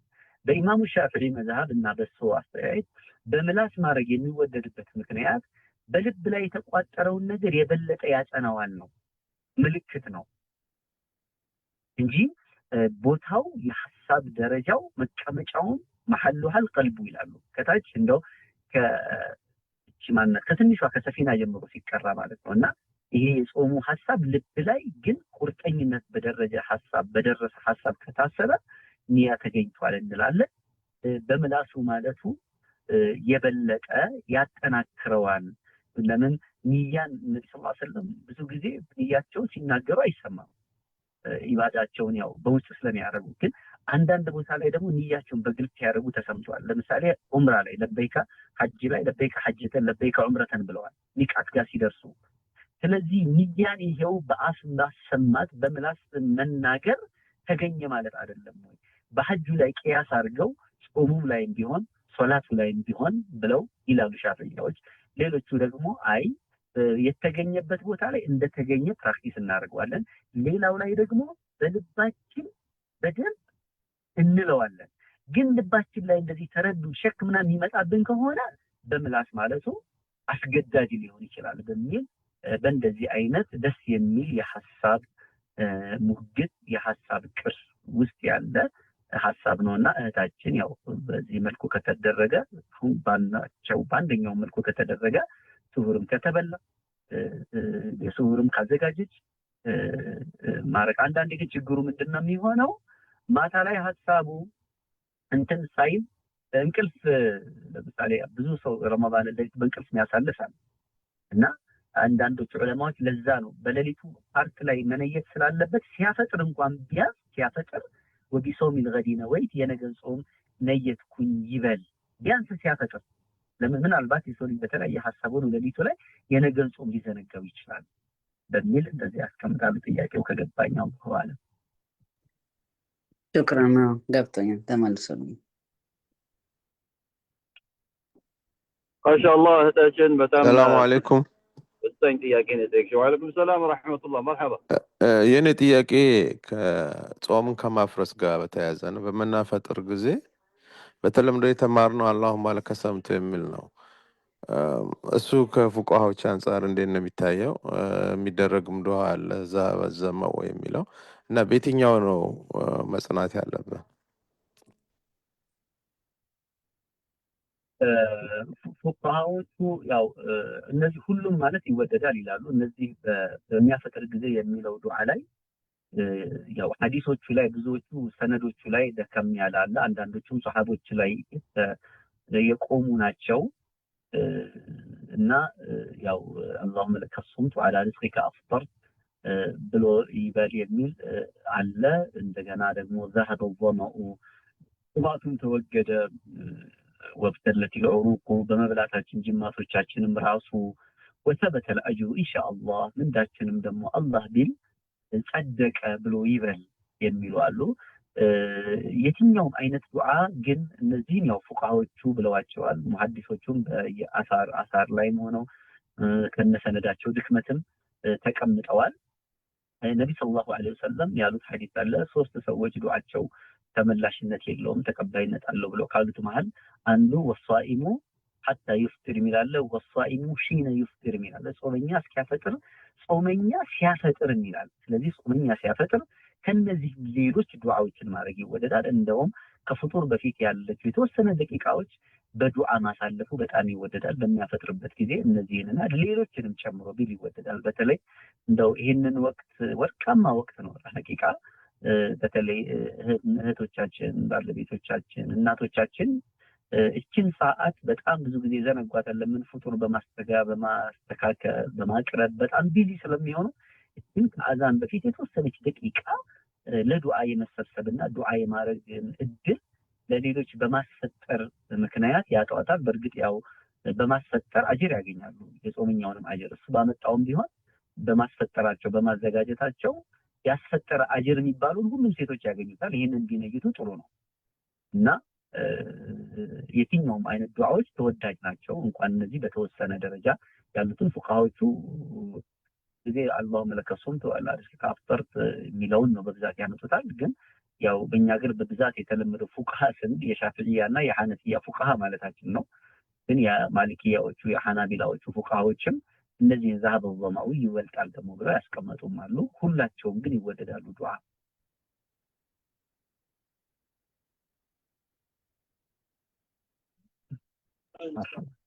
جزاك الله خير استاذ عبد الرحمن ما شاء الله ሁሉንም ጉዳይ ዳሳል። በዚህ አጭር ጊዜ ውስጥ ክላስ የተወሰኑ ጥያቄዎችን ባሉን ጊዜ ውስጥ አስተናግደህልናል። ኢንሻአላህ ሌላ ጊዜ ደግሞ በሰፊው የምንመለስበት ይሆናል። ሌሎች ርዕሶችንም ይዘን ወንድሞች እህቶች ጀዛኩሙላህ ኸይር። እስካሁን ድረስ ኡስታዝ አብዱራህማንም የተወሰነ ረዘም ያለ ጊዜ ነው የወሰድንበት ከታሰበው ጊዜ በላይ አፍ በለን። ሌላ ጊዜ በሰፊው እናገኛለን። ሌሎች ተጨማሪ ጥያቄዎችም ካሉ ደግሞ ኢንሻአላህ በተሻለ መንገድ የምናገኝበት አማራጭ ካለ በዛ እናገኛለን። ወሳኙ ነገር ግን ዛሬ ስለ ውሳኔ አሰጣጥ ከረመዳን ጋር በተገናኘ ቆንጆ የሆነ ትምህርት ሰጥቶናል። ትልቁ መጀመሪያ ላይ ያሰመረውን ነገር ሁላችንም እሱን ብንወስደው ራሱ የዕለቱ መልእክት ገብቶናል እያስባለሁ። አልመርኡ ኢብኑ ቀራሪሂ አው الانسان ኢብኑ ቀራሪሂ በህይወታችን ላይ እኛ አላህ Subhanahu Wa Ta'ala መርጠን ወስነን እንድንሄድ እድሉን ሰጥቶናል። ስለዚህ እኛ የውሳኔያችን ውጤት ነን የሚለውን ነገር ወስደን ረመዳንም በኋላ በየትኛው መንገድ ለመሄድ እንደምንፈልግ ከመረጥን ውሳኔያችንን እየተከተልን ነው ማለት ነው። በዛ አይነት መልኩ ለኸይር ነገር ወስነን አላህ እንግዲህ ሐያት እስከሰጠን ድረስ መቀጠል አለብን። በዛ መስመር መጓዝ አለብን።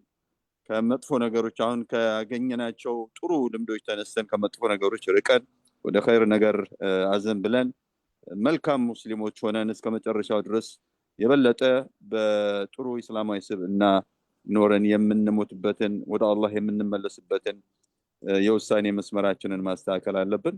ጀዛሁላሁ ኸይር። ኡስታዝ አብዱራህማን ዱዓ አድርግልና የዕለቱን ፕሮግራም እንዘጋዋለን። ጀዛከላሁ ኸይር። ሰላም አለይኩም ወራህመቱላሂ ወበረካቱሁ። ወአለይኩም ሰላም ወራህመቱላህ። እንግዲህ ይሄን መሰብሰብ አላህ የኸይር መሰብሰብ አላህ ያርገው። ኢንሻአላህ ረመዳናችንን አላህ የሷሊሆች ረመዳን አላህ ያርገው። ረመዳን የሚመላለስብን እንግዲህ በአገራችን ለአመቱ ደራሽ ከማዱ ጎራሽ አላህ ያርገን ይላል የኛ ሀገር ሰው ሲመርቅ።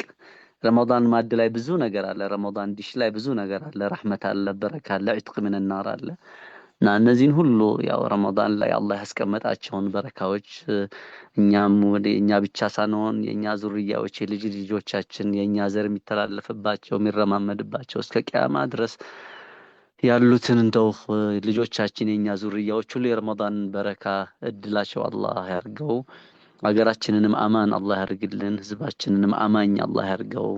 እኛም እንግዲህ በመንገዱ ሆነን የምንበጅ አላህ ያርገን።